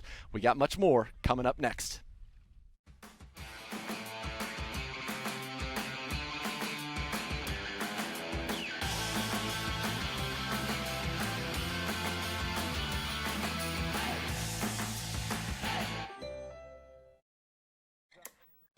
Okay, eyes on me. First, we're gonna start Ohio's 529 plan. Tax-free, baby. Pretty soon, we've got another base hit to right field. Oh, but let's say one of us gets a promotion. Oh, now we're at the 30. We're at the 40. With time running down on the clock, we get a grandparent assist, and it's go! Ohio's 529 plan is how you win at college savings. Learn more at collegeadvantage.com.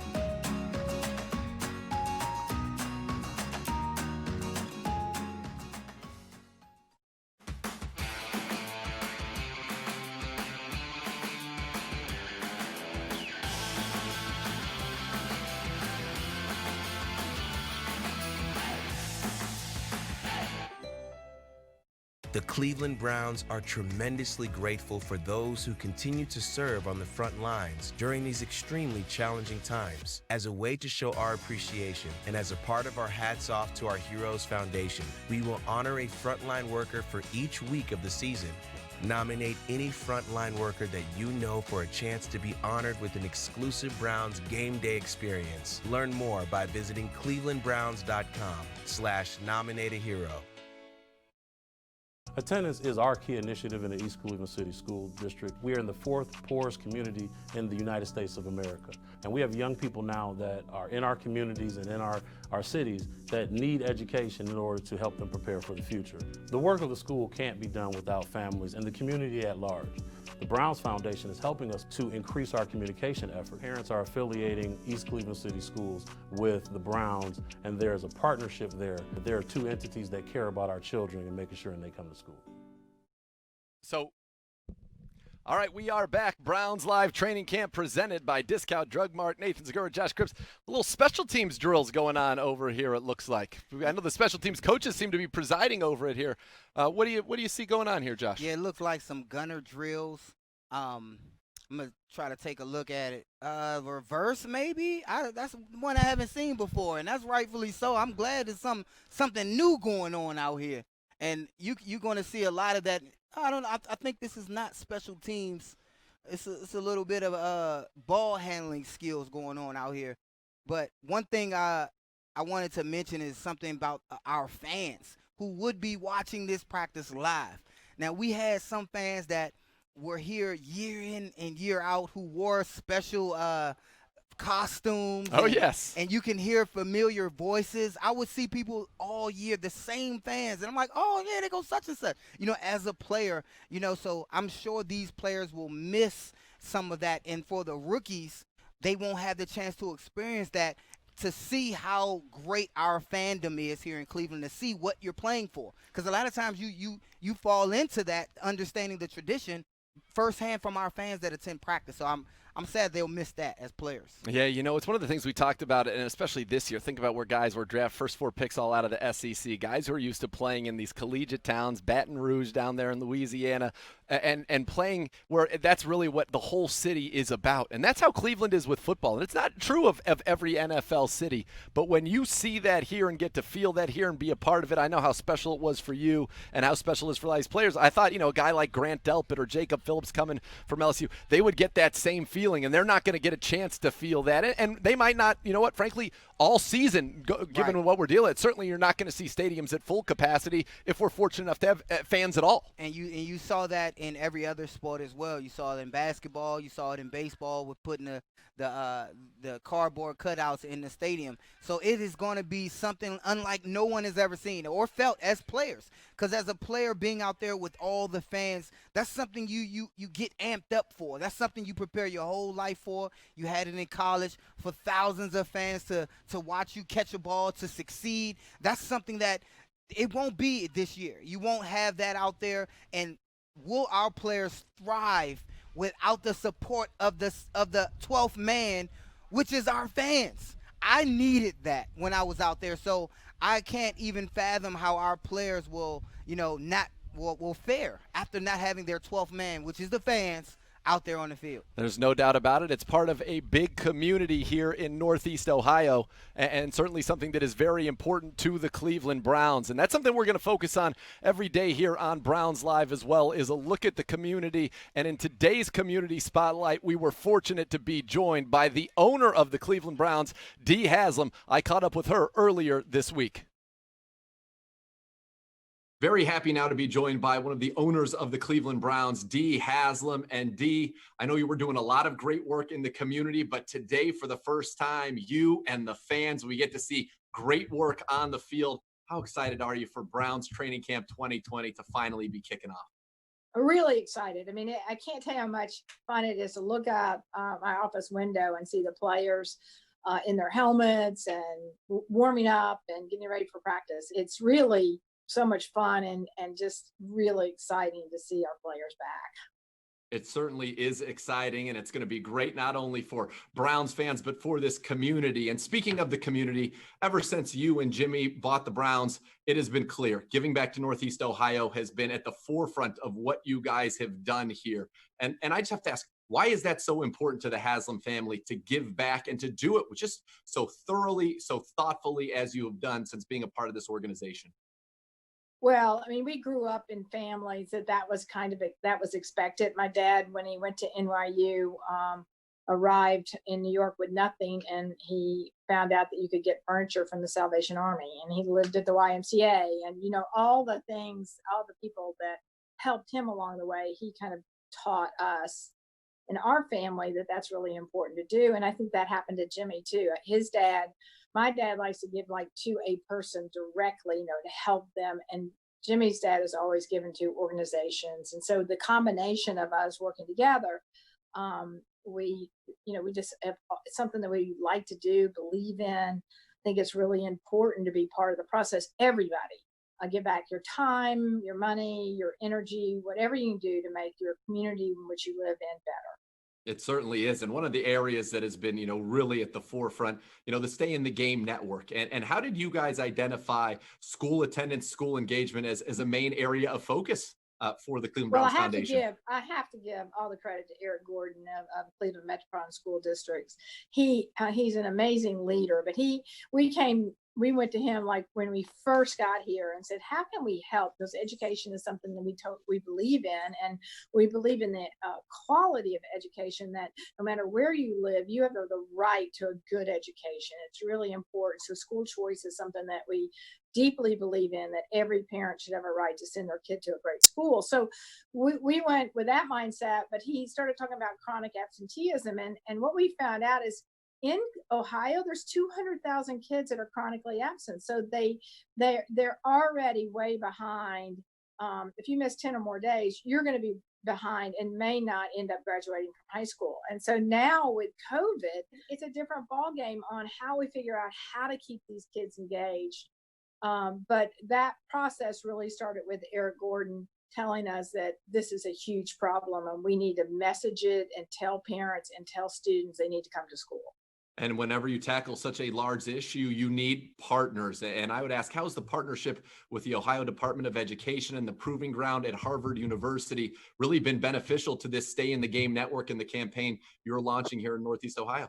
Right. Well, we were really fortunate to be able to partner with Proving Ground in Ohio. They were doing some work here, and what they do is collect the data. So everything's accurate and measurable, and we know if it makes a difference. So one of the things is messaging is so important to the families and to the students. So we've tried all different kinds of things, right? And one of the most effective things that we tried in one school district, which was East Cleveland, was a postcard that put in there that your child has missed so many days, blah, blah, blah. It's been one of the most effective things we've ever done. And how simple was that? It was a postcard. So we're learning as we go, but the data that Proving Ground collects is just so tremendously helpful. So now working with Proving Ground, we know what works and what doesn't work and where we should put our emphasis on, and which they're tremendous partners. We really are very fortunate to have a great group of partners that are helping us in the community as well as wanting to be part of the story of our organization. When you sit here and you think in the big picture in the long term, what are the goals for the Cleveland Browns Foundation as it relates to the Get to School, Stay in the Game network, and that impact it can have on Ohio's student attendance landscape? Well, we want to stop chronic absenteeism, right? I mean, and then we also want to keep kids engaged. I mean, one of the things we've done is put in athletic fields in Northeast Ohio. And the reason we did that, you think, well, of course, you're going to put in football fields because you care about football. We do. But we also know that engaged kids have to go to school. You can't play a sport if you're not in school. So the athletic fields are really important for that reason, but they're also such a community asset.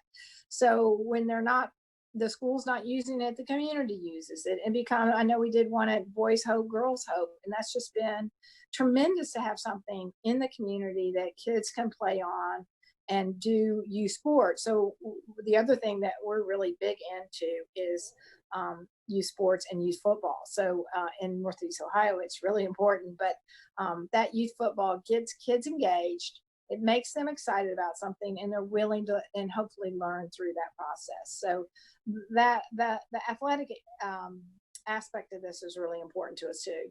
Dee, we certainly thank you so much for your efforts in the community and for your time today, and we can't wait to see this football team. Let's go Browns. Thank you, Nathan. Have a great day.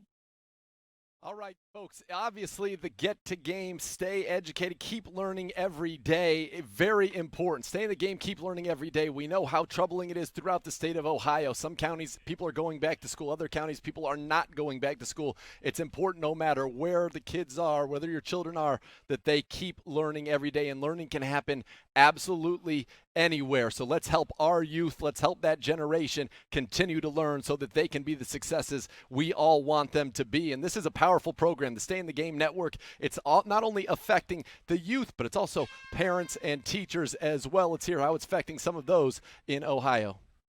It's like the campaign just brought the school to life when it came to attendance. It wasn't just like, oh, I see the Browns on Sunday or my favorite player play for the Browns. It's when I see this campaign that makes me reflect on being at school more. And so I think that was a positive message for our students. And we weren't sure how it was going to, take effect. But after going to the preseason game and, having students actually meet players and get to have autographs and actually hearing a player say, that, or a former player actually say that, he was homeless and he wasn't able to do certain things, but he actually made it out, I think really, really impacted our students. So we all know that education is a critical component to growth and development. In working with my school district, Maple Heights, they actually help to make sure it's number one priority. I know that it's a key to survival in my personal experience of education and being there. But being present and being engaged stimulates that social, emotional piece and strengthens the interactions that will help children know their self-worth, build confidence and self-esteem. And in my opinion, it leads to them being successful in society. That's right. It is important to help our children in this very difficult time. Learn more, go to gettostayinSchool.org, and that certainly can help you. It's the Stay in the Game Network. Keep learning every single day.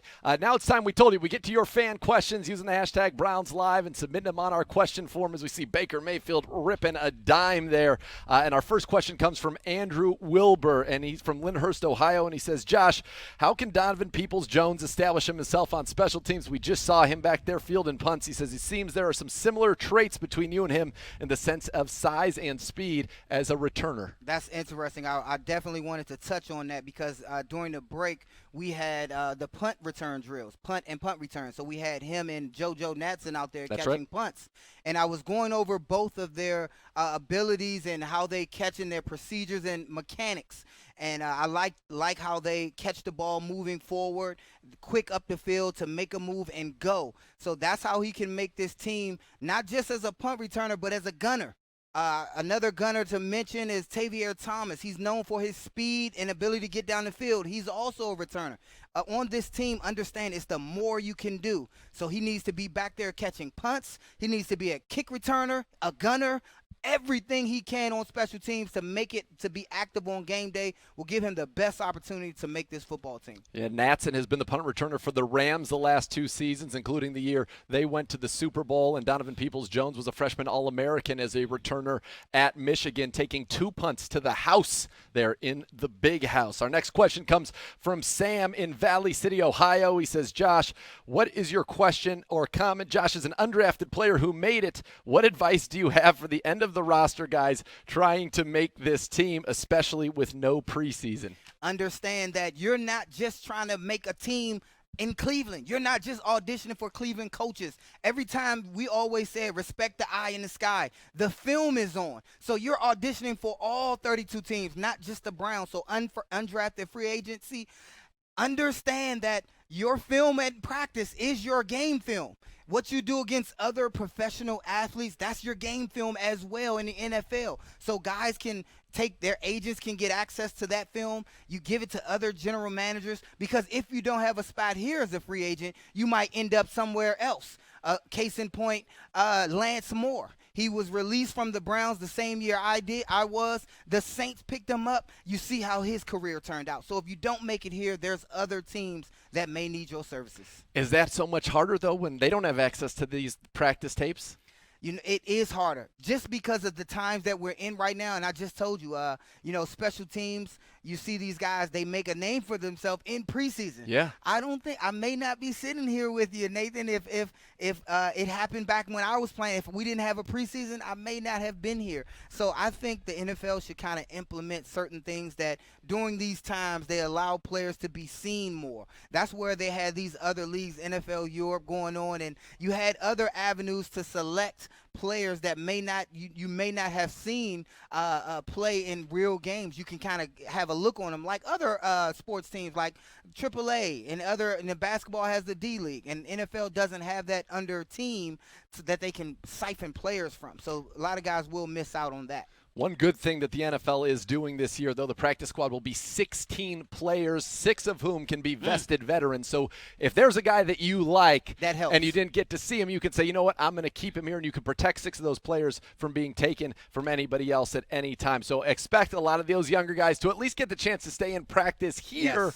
and then we'll see, hopefully, if they get an opportunity down the road. But you think of immediately a guy like A.J. Green, who signed that big undrafted free agent contract to come here, that he's going to be in pretty good shape and will likely not be out of Cleveland. We have another fan question from Harry Wiseman from Stamford, Connecticut. It says, what was your favorite moment as a Cleveland Brown? Oh, my favorite moment. There were so many. I think my favorite moment, personally, didn't have anything to do with breaking records.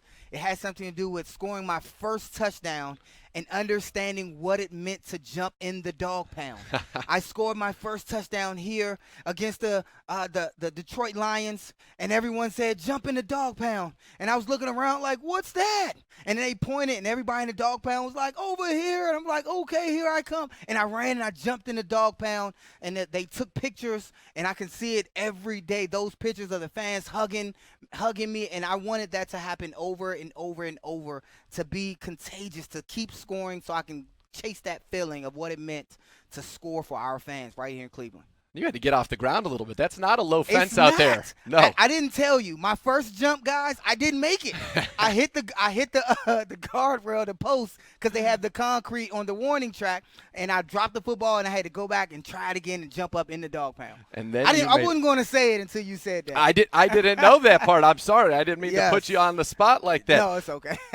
As we see behind us now, the Browns getting into some of those 7-on-7 drills, and obviously that is a quarterback and receiver's favorite. And listen, when you know an offense is doing well in 7-on-7, the ball does not hit the ground. Yes, and you'll see this, and they'll show shots of, this is where the quarterback and the receivers get on the same page. You know, when I talked about earlier how Jarvis and Baker were having that one-on-one, he's talking about the moves that he'll potentially put on our defensive backs, which have to change. They have to change drastically, because our DBs will practice with our guys several days. They'll see your moves. They'll see the same moves. So it's harder and harder to fool a defensive back that you're playing against and you're running reps off of all day long. So they change it up. They perfect their craft. Iron sharpens iron, man sharpens man. A whole lot of that is going on behind us. Absolutely, and you like the 7-on-7s, you like to see it. And as you mentioned, the DBs, they know your concepts. They know what you're running as an offense. They know from certain formations what to expect and what the route combinations are going to be. And so when the offense is humming, though, the ball will not hit the ground. And so far, it's been looking pretty good as we see Baker take one down the field. Oh, just over Hollywood Higgins with Greedy Williams in good coverage there. But you want to see this team really crisp, and hopefully we will see that. You want to learn more about what it takes to design an offense? Josh has told you the game is physical, certainly, but a lot of it is the mental side, the X's and O's, scheming up successful things. And during training camp this year, the Browns are holding a special charity auction with special experiences and items to benefit the Foundation's Stay in the Game education program. Today's experience of the day is a Chalk Talk with head coach Kevin Stefanski. You and 8 friends will get to break down plays and dive deep into the X's and O's virtually. Wow. To bid on this experience and more, visit browns.com/auctions. That's browns.com/auctions, and you can have a virtual Chalk Talk with the head coach. I want that. I want that. Let me sign up. Yes, I feel like we'll be ineligible, and that's okay because we want one of our fans to get to experience it. But what kind of a learning experience is that? If you take an average fan, they get to go in there, 8 of their friends, and have a one-on-1 or 1-on-8 in this case, Chalk Talk with the head coach explaining everything that goes into this beautiful game. I'm getting excited and thinking about the fans that will be able to experience that. Just think of you asking your questions of certain plays and certain basic formations, and then you watch the game with those same friends on Sunday, and they run the exact plays that you guys have just talked about. You almost can call it out verbatim, and you're sitting there with your friends, and they run in the play you called out, and you're jumping around. Just think of that. So that opportunity to hear from the coach's mouth and to see it on game day, that's going to be tremendous. It is. They're going to say, what are you, the next Tony Romo? You should be calling games nationally right there. You know these plays before they happen. All right, we'll be back with more Browns Live Training Camp presented by Discount Drug Mart right after this. If you're watching this right now, chances are you need an immunization. Whether you're a new parent or grandparent, spend time with your own grandparents, have a child with a compromised immune system, have diabetes or shingles, the list goes on. Stop by your local Discount Drug Mart and see us for an immunization review today. Protecting your loved ones is our top priority. A Discount Drug Mart immunization review is quick and free. It's the insurance your family needs to stay healthy. Discount Drug Mart, your immunization destination. Okay, eyes on me. First, we're gonna start Ohio's 529 plan. Tax-free, baby. Pretty soon, we've got another base hit to right field. Oh, but let's say one of us gets a promotion. Oh, now we're at the 30. We're at the 40. With time running down on the clock, we get a grandparent assist, and it's go! Ohio's 529 plan is how you win at college savings. Learn more at collegeadvantage.com. Just got my new jersey from the Browns. And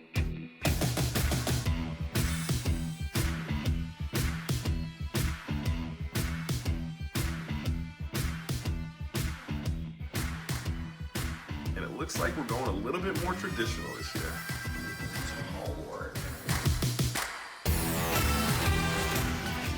Heck yeah. Boy, I like the white one.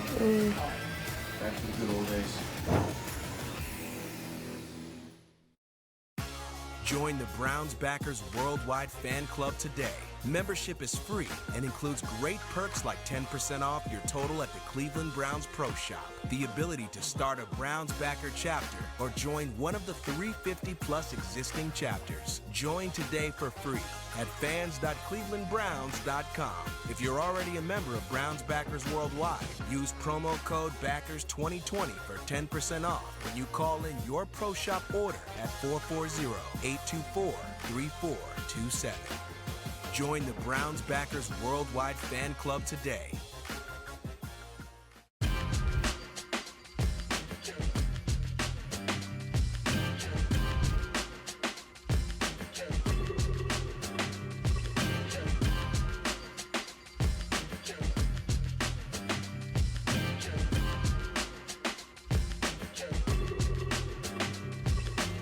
I can catch that.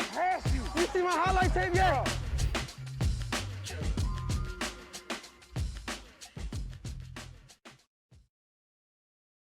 All right, we are back. It's Browns Live training camp presented by Discount Drug Mart. Nathan Zagura alongside Josh Cribbs, Browns legend. And here we go. This is the team portion. This is what we want to see here. Baker Mayfield, a little play action. That's going to be a staple of this game. Nowhere to go with the football. Sometimes discretion, the better part of valor. But you want to see it? Listen, that's a good play by the defense. Disrupted, the guys were covered, and you're able to get the pressure and force the throw away. It's also a good play by Baker. Sometimes a good play is no play at all and playing the next play, not trying to force it in there. So he's already working on what he needs to do in game-like situations, which is throwing the football away and living the next play. Absolutely. Now, one thing that's a big question mark is who's going to ultimately be calling the plays. Will it be Kevin Stefanski or Alex Van Pelt? We just saw in that last shot Alex Van Pelt on the walkie-talkie with Baker Mayfield. So I don't know if they still haven't decided that yet, if we're going to see that play out ultimately this season as a nice little handoff to Kareem Hunt, who, again, it seems like every time he's getting the ball, and it's so hard to tell without pads on right now, but certainly some nice creases to run through so far that we're seeing here. Whenever you see a crease, especially in practice, that crease can ultimately be there when the game starts. It's when you see linemen in his way and then he having to stop the play and then, but if it's a crease right there, best believe he's going to run through it whether he has pads on or not.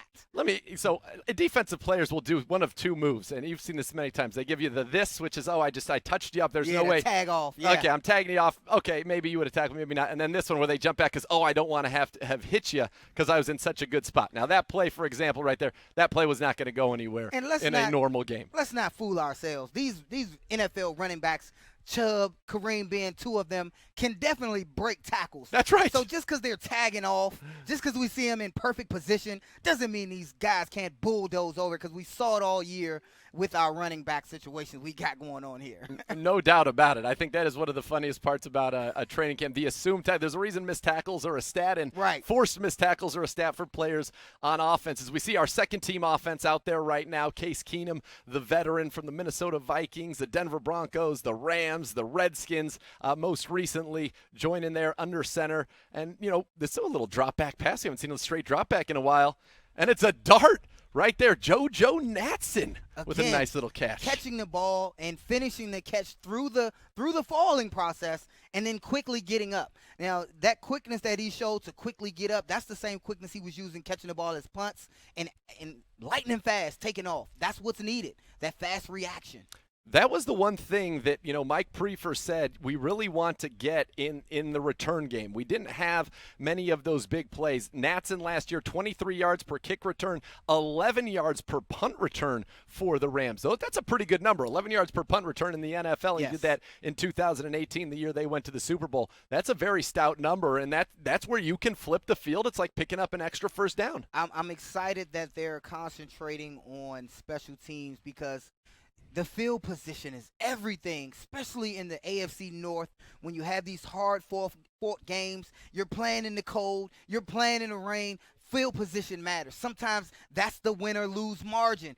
Where you're going to start your offense, where you're going to put their offense, the defense, all that matters. Special teams. I'm glad they're paying so much attention to it. Well, absolutely. And 11 yards can be the difference between being in field goal range at the end of the drive and not. Nick Chubb with the run off the left side. And you see some of the new players there. Jedrick Wills getting out to the edge. Joel Bitonio as well. And that's something you're going to see, that stretch left, stretch right. And for those wondering, in the base defense, which means 4-3 is what the Browns are going to play in their base. We're going to match personnel, so you're going to see a lot more nickel, obviously. But against our offense, you're going to see a lot of that 4-3. The three linebackers there, B.J. Goodson, Mac Wilson, and Sione Takitaki, last year's third-round pick, a heat-seeking missile, and you think is going to bring a lot of physicality to this defense. Yes, and, switching back to the offense side, I love this stretch play with Nick, especially when the quarterback is under center and we can get Nick stretched out fast along the edges of the sideline and then having a cutback. You don't want to tackle. You don't want to be on the train track when Nick Chubb is going downhill, a cutback move. Against Nick Chubb, I seen him and what he did to Baltimore last year. We all saw it. That's as right. Good as Baltimore was last year, towards the middle and the end, the Browns walked over him easily last season, and it was led by Nick Chubb. What a time to be alive it was in Week 4 when the Browns were 2-2 after that big win in Baltimore. Let's just leave it there. Let's leave it. Yeah, that was unfortunate. It was the peak there, but a nice little swing pass from Mayfield to Janovich and Takitaki, who I mentioned, right there on the coverage. How he plays in space will go a long way to determining how often he is on the field this season. Mayfield dropping back, and a nice little check down over the middle of the field there to Odell Beckham Jr., and a guy we haven't seen yet, but I can tell you is getting rave reviews for his work here with the team thus far, is Austin Hooper, who has played very, very well in the early going, a two-time Pro Bowler, and I think the ball is going to find its way to Austin Hooper quite a bit this year, Josh. Yeah, and he doesn't have to do anything spectacular. He's not going to be a guy that teams are going to say, all right, man, we got to go out here and we got to stop Austin. They don't have nothing else but Austin. He's going to be a guy who is on the same field as Odell, as Jarvis, as Kareem. You get what I'm saying? You get where I'm going with this? Yes. So he can be a guy who just needs to run a pristine route and catch the football and do what he's capable of doing and make it back to another Pro Bowl. That's what he's capable of doing, and he'll add a definite boost for this offense. And that's the thing. It is not too often where you have a team where a two-time Pro Bowl tight end is going to be a guy, not an afterthought certainly, but somebody that defenses, they're worried about Odell and Jarvis, and they're worried about Nick Chubb and Kareem Hunt, as you mentioned. And so Austin Hooper, a guy you said all he's got to do is get open and catch the ball. That's what he does well. His catch rate of catchable passes, nearly 90%, one of the best rates in the NFL over the last 2 years, and that's why he was brought here. As we see a little swing pass out from Garrett Gilbert, a nice little catch from Ben LeMay, the undrafted free agent rookie out of Charlotte. Now, it's always nice to look at the new guys, but you got to pay homage to the players who came before. It's time now for our alumni spotlight with a conversation with Dalen McCutcheon. Hello again, everyone, and welcome to another edition of Club 46, driven by Bridgestone. I'm Jay Crawford, pleased to be with you again. As always, we're joined by a former Cleveland Brown player, and this week we're thrilled to have Dalen McCutcheon on with us. Dalen, great to see you. How are you? I'm doing good, man. Thanks, Jay. I'm excited about this opportunity, and I've been looking forward to it.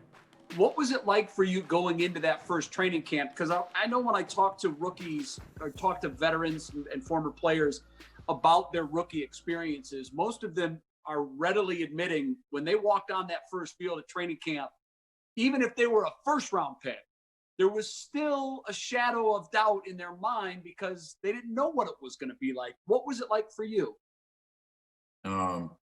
I had those same doubts. I had those same doubts and concerns. I feel like anytime you step in, and it didn't matter what you did at the previous level, you have to prove yourself all over again. No one cares about if you were All-American or first team, all conference or whatever.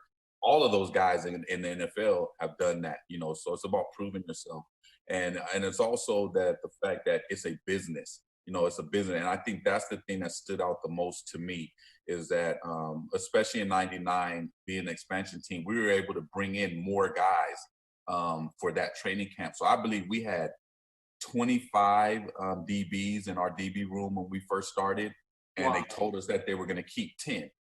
So 15 guys were going home. And so it was a business, man. There was a lot of camaraderie, and we got along in the room. But at the same time, we knew that it was business. You see these guys, I think I was maybe 22 at the time. You see that there were grown men in that room that had wives and had kids, and they're trying to feed their family. And so it's the fun and games, but at the end of the day, it's business, and I seen some grown men get sent home. And that's what really made it click for me that I had to bring my A game all the time.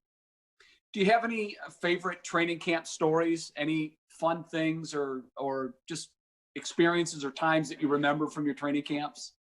I think that, I remember some guys getting tied up to the goalpost. I remember a couple guys getting tied up to the goalpost.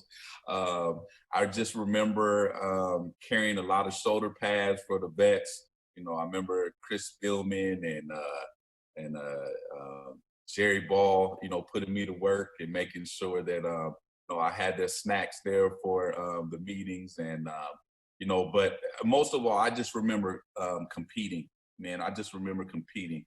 During training camp, it's like every day. And those were the days when we were having 2 and 3 a days. We'd have 3 practices.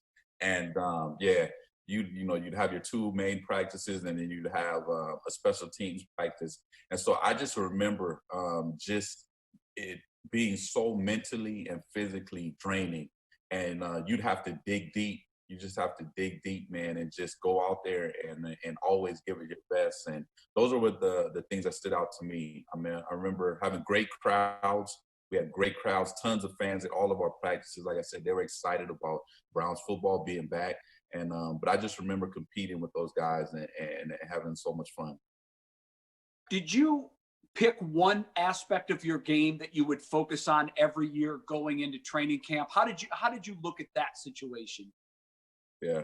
When I was coming out of college, Dennis Thurman was one of the things he really challenged me on. He felt like if I wanted to take my game to the next level, and I kept remembering everyone saying when I got drafted to the Browns that I was a nickelback. And I wanted to prove to everybody that I could start, and I was an every down guy. And so everyone talked to me about being more physical and being able to tackle. And so I took it personal, man. I was like, well, look, if that's what I got to do to be a full-time starter, then I got to step my game up. So that was one of the things, like I said, I really worked hard in the offseason, trying to put some weight on so I could have more confidence in being physical and really working on my tackling. And everyone knows, especially in that division, we had Jerome Bettis, Eddie George, Eric Rhett, I think Corey Dillon. Those were the backs in our division when I got in there. So it's those, you get to those winter months, and you're gonna have to tackle. I don't care what position you are. You're a corner, you're gonna have to come up and hit those big boys. So those are the things I focused on.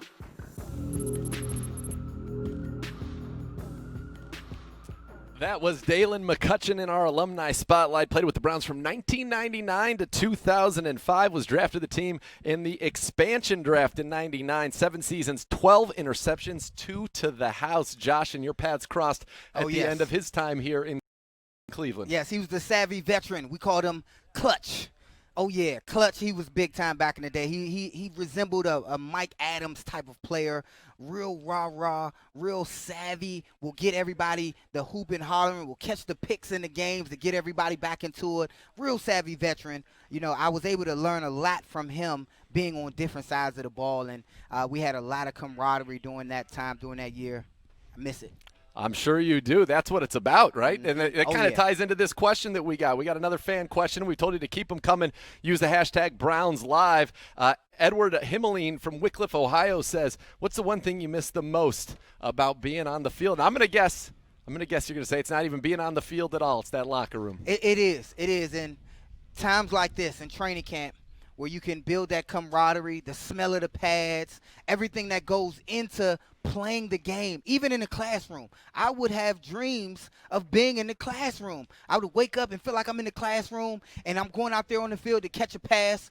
It wasn't even the games that I'm dreaming about. It wasn't the big touchdowns. It was being right here at this facility and doing the things that I love, because football is just not, 90% of it is out here on the field, but it's a lot that take place in the classroom in preparation before you even touch the field. How hard was it when you were doing your coaching here, working with the special teams unit? Because I imagined you want to play, and so you're doing all the classroom stuff, but the reward for all that classroom stuff as a player is getting to go out on the field and doing it, and as a coach, it's kind of out of your hands, right? You're helping to teach, but you don't get to do. I was letting them know. I put my cleats on every practice. All the other coaches had on their nice Nike shoes. I had on my cleats. I looked down. Everybody was like, Chris, you about to play? And every now and then I would catch a few returns just to let them know I still had it. In case they needed a backup and they wanted to sign me to it one day, I was ready. So it was hard Always for ready. me. Yes, it was hard for me. Always. I'm sure it was. Now, folks, you think about Cleveland, the land, right? The Rock and Roll Hall of Fame is here. The Pro Football Hall of Fame is here. What better place to have some young, aspiring footballers begin their career? That's right, the NFL Draft. It's coming to the city of Rock next year, and it will take place in downtown Cleveland, April the 29th through May the 1st, 2021. For more information, updates, and planning details, visit rocktheclock.com. We'll be back with more Browns Live Training Camp presented by Discount Drug Mart right after this.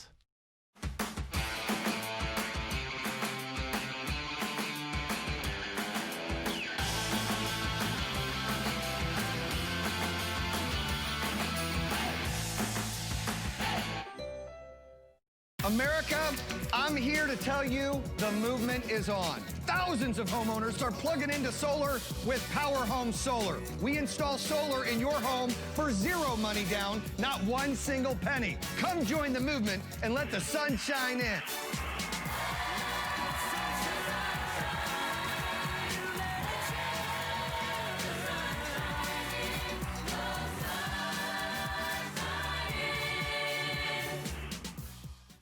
Hi, I'm John. I'm a pharmacist for Discount Drug Mart, but that's not all I am. I'm a healthcare provider, good listener, and a problem solver. I've been a pharmacist for Drug Mart for over 30 years, and that's a long time to get to know your patients. And each week we hear as many concerns as there are patients. Just the other day, I special ordered a medication for Mrs. Briscoe, just to make sure she didn't miss a dose. I'm proud that our patients trust me with their pharmacy needs, and I promise that Discount Drug Mart will always be there for you.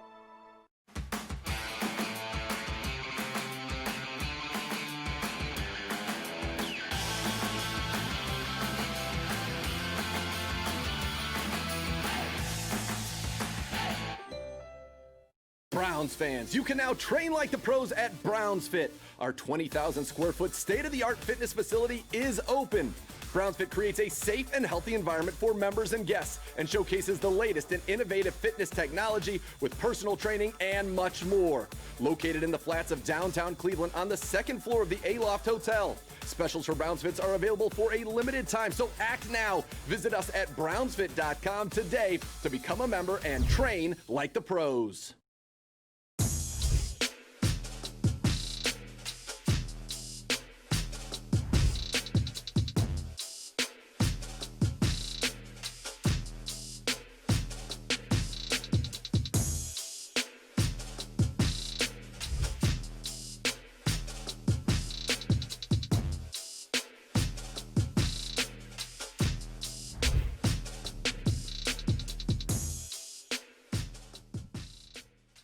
Welcome back to Browns Live Training Camp Edition, presented by Discount Drug Mart. Time now for the Browns photo of the day, brought to you by Medical Mutual. And this beautiful shot comes courtesy of our very own Matt Starkey. And there it is, the huddle. Seeing this team come together, it says team on the building. That is the symbol of team in the NFL. 11 guys getting together to get on the same page and execute this offense. And by the way, what a beautiful sight that is. Stripes on the helmets, by the way. Focus. That's what that looks like to me. Focus.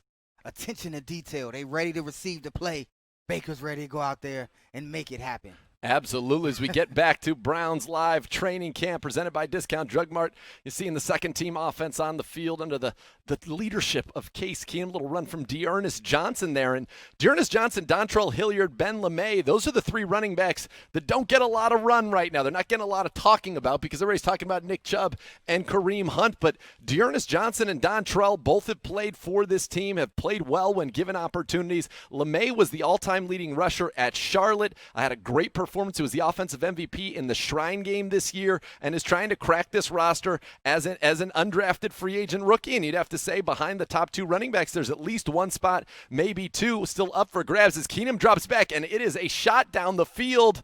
And it is caught. Kaderil Hodge touchdown. And that, folks, just happened. And it is our play of the day, brought to you by University Hospitals. Just when you needed it to be dialed up, Keenum to Hodge. 6 points, Browns, Josh.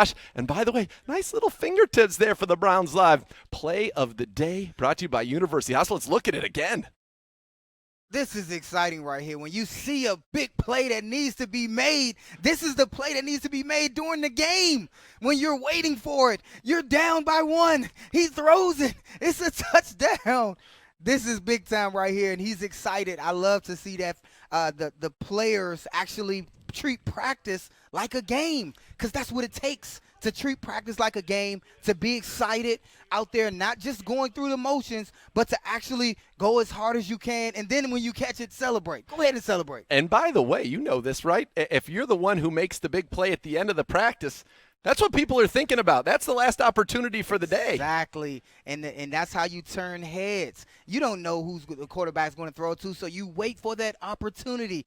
Always be prepared for the opportunity, because it's best to be prepared for one instead of not being prepared when the opportunity presents itself. So, good job with him. I was excited to see that. I was excited to see that, too. Jump out of my chair. We needed that play of the day. And by the way, Kaderil Hodge, a guy you like this, has basically made his name as a special teams. A nice catch by Donovan Peoples-Jones. You see just the physical specimen that he is, going up and snagging that pass from Gilbert. But back to Kaderil Hodge, this is a special teams ace. That's how he made the team with the Rams as an undrafted free agent on their Super Bowl team. Comes to the Browns last year as an undrafted free agent and special teams guy. Ends up, though, playing a little receiver. He had 4 catches for 76 yards. That's 19 yards a catch, showing the big playability. And I remember talking to him this offseason in a Browns working from home, and he said to me, look, I want to show him that I can play receiver as well. Doing that, that's going to open up some eyes. Fans, when you see consistency out of guys like that, that assures the coach that when you're in the game, you'll catch the ball. They're not, when the ball is in the air, they're not just hoping and wishing, and, I think he's going to catch. They know it because you did it in practice. That's the consistency that we need across the board. That's how you make the football team. That's how you assure the coach that you're ready for NFL football. No doubt about it. Case Keenum all smiles on the sideline, and I know we were talking about Hodge there, but we saw that little deep in from Donovan Peoples-Jones, high-pointed the football, used his big body to box out the defender, and you talk about, again, a guy with so much talent. He is not going to be needed to be a receiver right away. He's going to have the opportunity to kind of learn and grow in this system with these veterans. And by the way, an incredible wide receiver coach in Chad O'Shea, who last year was the offensive coordinator for the Dolphins.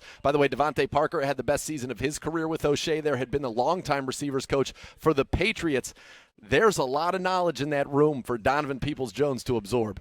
Not just the knowledge, but the opportunity. We already talked about how injuries will happen. This is a guy, if he's active on game day, simply playing special teams, may get an opportunity to go in the field, go on the field doing offense, and catch a deep ball downfield and make it happen to turn heads and say, keep that guy on the field. We need him on the field. And this is how spots are taken. I don't know whose spot, but this is how people earn the right to be out there. Catch the ball when it matters, when the lights are on, when you have that opportunity. You may only get one. When you do, make it happen. Make that play happen. There's no doubt about it. That's what you want to see him do. And that's, by the way, what we've seen some of these young receivers do today. I thought Taywan Taylor had a nice day. We saw Hodge with the big touchdown. And Peoples-Jones is impressed in the return game as well as catching the football. Let's check out the youth football team of the day right now. Today's Cleveland Browns High School Team of the Day, Cleveland Heights High School, paired with Olmsted Falls High School to accept the Build the Bridge Challenge. The Tigers are coached by Max Stevens and finished the 2019 campaign 9-1. To learn more about the Build the Bridge Challenge and how you can be the solution, visit clevelandbrowns.com/youthfootball today. All right, we are back. It's Browns Live Training Camp presented by Discount Drug Mart. Nathan Zagura, Josh Cribbs, and it looks like practice could be wrapping up here. Maybe we're going to get a little special team session here to finish it up. All three phases, very important, Josh. You know Definitely. that. You know that very well. And by the way, Mike Prefer, you think about having continuity. Mike Prefer, the special teams coordinator, that's the one coordinator level piece of continuity this team had, and I think we saw a big jump in that special teams unit last year, and I think it's good to have him back with this group again in 2020. Yes, I love the mini periods that are dedicated to special teams. That comes from the top down. When you think about Coach Stefanski taking over the team, they're really taking it into account that, okay, we need all the help we can from our special teams unit. They have to be ready. We want to give our kids a best opportunity to succeed. Special teams gives our offense and defense the best opportunity to succeed. So I'm glad to see them having multiple periods. I think this is the last period, one of the last periods of the day where they will get after it. Again, it's mental. It's more mental today than physical. These guys are getting their duties down packed. They already had a lot of meetings in the classroom. Now they put it into action. After practice, they will immediately get ready to go back in the classroom to watch practice. So there's a lot of film study and mental capability, mental procedures that are happening on this field. As we see the great Mike Prefer there on the screen. But one thing, it's a word to the wise, I think, and I think you'll back me up on this. Pay attention to who's on the first special teams unit. That tells you who's got the edge maybe for those 5th, 6th linebacker jobs, the 5th, 6th safety jobs, the 5th, 6th receiver jobs, the corner jobs. And I can tell you right now, for the Browns on their first special teams unit, you've got cornerback Robert Jackson and Tavierre Thomas, along with Sheldrick Redwine covering the Gunners. You've got Carl Joseph out there. Dontrell Hilliard is there. I see Sione Takitaki, Tay Davis, Kaderrell Hodge, who we have mentioned is a special teams ace, Steve Carlson, the tight end, and then Donovan Peoples-Jones and JoJo Natson taking turns on the back end as the returners. But that's your group that's out there for special teams, and those are the guys. And Willie Harvey, the young linebacker who was an undrafted free agent a year ago before an injury cut his season short out of Iowa State, a guy that they liked a lot last year. But that's something to pay attention to. And isn't that something the players pay attention to? When your first team special teams in a coverage team or in a return team, that means that you have shown value to the special teams coordinator, and he'll go for bat for you when they're making those final decisions. Definitely. When you are when there's a question between two athletes of who's better, and it's a quite even, they turn to special teams for the decider, for the decision maker. Is he going to play for us on special teams? He may be the number 3 on the depth chart at the position with another guy. Is he going to play on special teams? Who can help us on special teams? That'll necessarily be the guy to take it. And one thing I wanted to hop into these returners. You see the difference between JoJo and Peoples. Both of them are comfortable catching the football. I love to see that. Their feet are settled underneath them. JoJo has a little bit more, because he's a veteran, he has a little bit more burst in him. But one thing that Peoples does, he catches it going forward. I love to see that, because the stats show that if you catch the ball moving forward, it saves you 5 yards statistically per return. And that helps when you're talking about stats. Write that down. I'm going to write that down. Yes, write that down. Starting field position is everything, and that gives a guy like that the edge. Absolutely. So you like the way that Donovan Peoples-Jones does that. And what are the difference? JoJo Natson's a small guy, 5'9". Yes. He's small. He's got that quick, shifty, that twitch. Donovan's a bigger guy, as I said, 6'2", 220, and runs that 4.2 40. But when you're a bigger guy, you don't have the same low center of gravity. But as you said, he's got that raw speed. He's got it in spades. It's upsides with a bigger guy like Peoples. He can deal with the hits that special teams take. Now, we had smaller returners, and unfortunately, they don't last, the smaller returners. Guys hit hard in the NFL. Expect that. So the injuries are more susceptible to these smaller athletes, guys. Hamstring injuries, all of that. But when you have a big enough guy who's fast, you get this big guy moving that fast, unstoppable things happen. I was a bigger returner. I was in the 220, 225 realm. So this guy will be able to be shifty once he's running full speed. He's fast. He'll be able to stiff arm those DBs. Who will be chasing these guys? Linebackers and DBs. Not necessarily linemen. So he has to be able to run faster than the linebackers and then outrun and be more physical than the DBs. And he certainly has that opportunity. See Dearness Johnson getting some reps back there as well in the punt return game.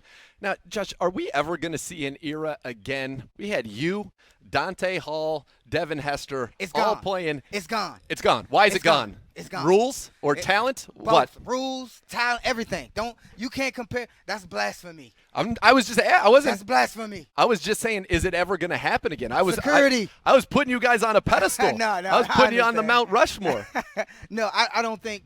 I think the ability is here with these athletes. These are the best of the best athletes in the world, but the rules have changed significantly that make it more of a challenge for us to bring the ball out as kick returners. Definitely I'm saying us like I said us like I'm still playing. No, you're an us. For the kick returners to bring it out, it's more of a challenge. Coaches more likely will have them, even if he's 2 yards in, to take a knee. Punt returns is more fair catches. The kickers are better. The punters are better. They're kicking it. They're punting it higher. So it's less likely a chance for returns in this day and age of the NFL.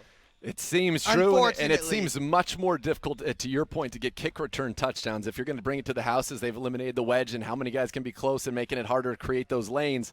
Punt returners, though, that's where you can still separate yourself a little bit. I'm sorry. I'll have to say this. As a kick returner, I was bringing it out 9 yards deep, catching it, putting my foot on the line, and I had the coach who was giving me the green light, because I'm getting it to the 30 and 40 every time. Look what the starting position is. Right. And our unit was playing as one. If I got the credit, they all got the credit. So I'm not sure that, when you weigh the rules now, that they apply like they did in the past. All right. First of all, you get it to 25. Second of all, as Kevin Stefanski addressing the team here before what could either be the end of practice or the final session of practice, we're not sure yet, but guess what? You're getting bonus Browns Live because it's 4:10 and we're still rolling, baby. Nathan Zagura and Browns legend Josh Cribbs there. And plus, don't you think some of it too is that the kickers are so good that now their legs are so strong that they can hit that high ball that now comes down at the goal line or the one. And so the ball's in the air longer, more hang time, making it tougher. Look at the kicking game all throughout the NFL. It's more competitive now because even field goals, they moved it back. So you can't, it's not a chip shot. The extra point is not a chip shot. So teams are cycling through punters. They're cycling through kickers. It's more competitive even at that level. You used to say, I'm going to train my son to be a kicker. He's going to be in the league forever. Not so much. Not now. You got to be competitive. You got to be the best of the best even at that position, kicker and punter.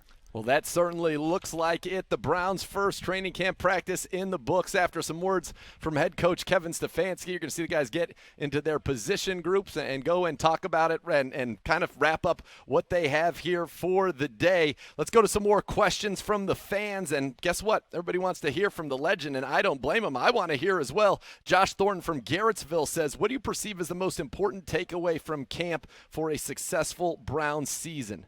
Wow. The takeaway.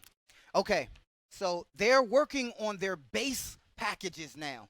The things, their bread and butter. What you will more than likely see game by game is what you will see in camp. The zone runs, the reaches, the same defenses over and over. Notice the repetition that you will see in the team periods of the handoffs, the stretch plays like me and Nathan talked about earlier. That's going to be the bread and butter. And then game by game, week by week, you see the offensive skill that will come from Stefanski or whoever else. And when you're talking about the scheme-wise and depicting and trying to tear apart an opponent like Baltimore, what their weaknesses are and trying to exploit them. So what we do as a bread and butter will detail and dictate how we are and how good we are as a football team. There we go. That's the key. Joe Thomas said the same thing, how this team runs that play, which is the core of the offense, the wide zone. Everything's built off of that, the keepers, everything. How they do that will tell you a lot about how this offense is going to be. And I got to tell you, as we watch them walk off the field, other than the fans not being here, this feels very normal, which makes me feel good. It's a sense of normalcy in a very abnormal world that we're in. But this is a great sight to see. Definitely. One thing I love to see is, they're not, all the players aren't leaving. Some of them have to go in and get changed and go to the film study, but some guys have to stick around. They're going to get that extra work, not just because they need it, because they want that coach to see them getting that extra work. And every little bit helps. You got to show the coach that this means more to you than life, that this is everything, that you're all in. Browns, baby, it's everything, and they have to show that right here or the coach won't even believe it. And we've got a real treat coming up for you here momentarily. New Browns tackle Jack Conklin is going to join us live here on Browns Live Training Camp presented by Discount Drug Mart. But this has been a very, very fun day, and we're going to bring you a great conclusion now and talk to the guys who are out on the field where Josh wants to be, and I could only dream to be out there on the field as a part of a Browns training camp. And there he is. Welcome to the program, Browns starting right tackle Jack Conklin. Jack, it is great to see you, and welcome to the show. Thanks for having me on, guys. So what was it like out there? First day of official training camp. I know you guys have been at this in phase 1 and started phase 2 a few days ago, but this was billed as the first official day. What was it like for you out there today? It was fun to get out there and, really start playing football. We don't have pads on, but we're moving and guys are hitting, and it's exciting, to be able to get under there, hear the snap count. When it's live bullets are coming and just start working combinations and just talking with the communication across the line. How's the camaraderie? Josh Cribbs here. Sorry about that. Yeah, how's it going? How's the camaraderie? I know that it's tough for you guys right now with everything going on. Are you able to block everything out and just go play football? Yes, that's the best thing. We a lot of us, just like everybody else in the world, have been stuck at home for so long, and we're lucky enough that we're able to create this bubble here at the facility and be able to come in and have fun. This is a game we've been playing since we're little kids, and it's just be fun to get out there and get to talking and create some of these relationships. Especially for me being a new guy, being able to talk to Wyatt and the rest of the line. And it's great to be out there, and you can already see things, slowly starting to click. There's a lot of stuff we got to get worked on. Obviously, it's the first day, but we're having fun and we're learning a lot.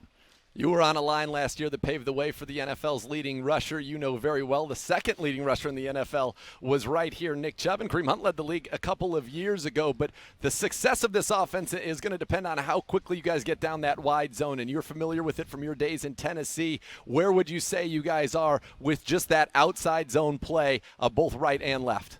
There's a lot of work to still be done. Obviously it's a new system for the whole offense, but, you can see guys, the lights starting to click. You can see guys starting to have some fun with it and seeing the opportunities we'll be able to have to run the ball with it. And then with that, just all the opportunities in the pass game that come off of that. It's a lot of fun. It's an offense that's a lot of fun. You can get running people down the line, and then there's holes just open up all across that line. As you've seen with the other teams across the league running this, and I'm excited to see the success we can have with it. How disappointing is it not to have the fans out here, kind of cheering you guys on, making it seem like this is really happening, football is back? How different is it, and how disappointing is it not to have the fans out here? It's a bummer. When it comes down to it, the reason we get to play this game and at such a high level is because of the fans, because of the fever that these fans have for this game. And it's a bummer not to be able to have them out here just to give us that, that little extra boost of, when you're getting tired, when you have the fans there cheering and you don't want to let them down. That's obviously a bummer not to have them here. But it's something, I think as a team we're looking at because we're able to play, because this season's going to go ahead. It's going to give these people at home that have been stuck, not having any sports, be able to give them football. And we know that's what the people of Cleveland love. And we're working hard to make it a great season for us. Absolutely. And well, listen, on Browns Live, this is a show for these great fans. Since they can't be here, we're bringing them to training camp, and we're giving them the opportunity to ask questions to our players. And we've got one from Jacob Halliday in Lakewood, and he wanted to know what your transition to Cleveland has been like. Do you like it, and what's been your favorite part of Cleveland so far? It's definitely been weird transitioning with the COVID going on, but right. I'm a Midwest guy. I grew up in Michigan, about 3.5 hours from here. I was pumped to get back up here in the Midwest and, be with this type of people. The people of Cleveland are the type of people I grew up with as a kid. And this is the type of area, the type of football player, I want to be like. I want to be a tough football player, and that's what I pride myself on. And I think that's exactly what the people of Cleveland pride themselves on. And I'm excited to be here and excited to make Cleveland proud. And we're certainly excited to have you, Jack. And our last question for you, we appreciate the time. We know you got to get ready for the evening's meetings and such. We want to ask you about Baker Mayfield, because this offense, obviously, and in the NFL, it comes down to the quarterback. You got the guys up front now with you and Jedrick joining Joel and JC and Wyatt. We've got the guys at the skill positions. What's Baker Mayfield been like? What's your experience working with him and finally getting to be in the huddle with him as opposed to being on a Zoom meeting with him? Just be able to get in a meeting for the first time this last week, 2 weeks has been great, just to see what type of leader is. This guy's a winner. It's a guy that wants it. And, with this offense, I'm so excited to see the opportunity he's going to have to just thrive. You're going to see him out, be able to get out in space, be able to see receivers downfield, just from all the openings we're going to be able to get as a line with this wide zone. And, I can see it in his eyes. He's relishing this moment. He's taking everything very seriously. And I'm just excited to see what he can do this year.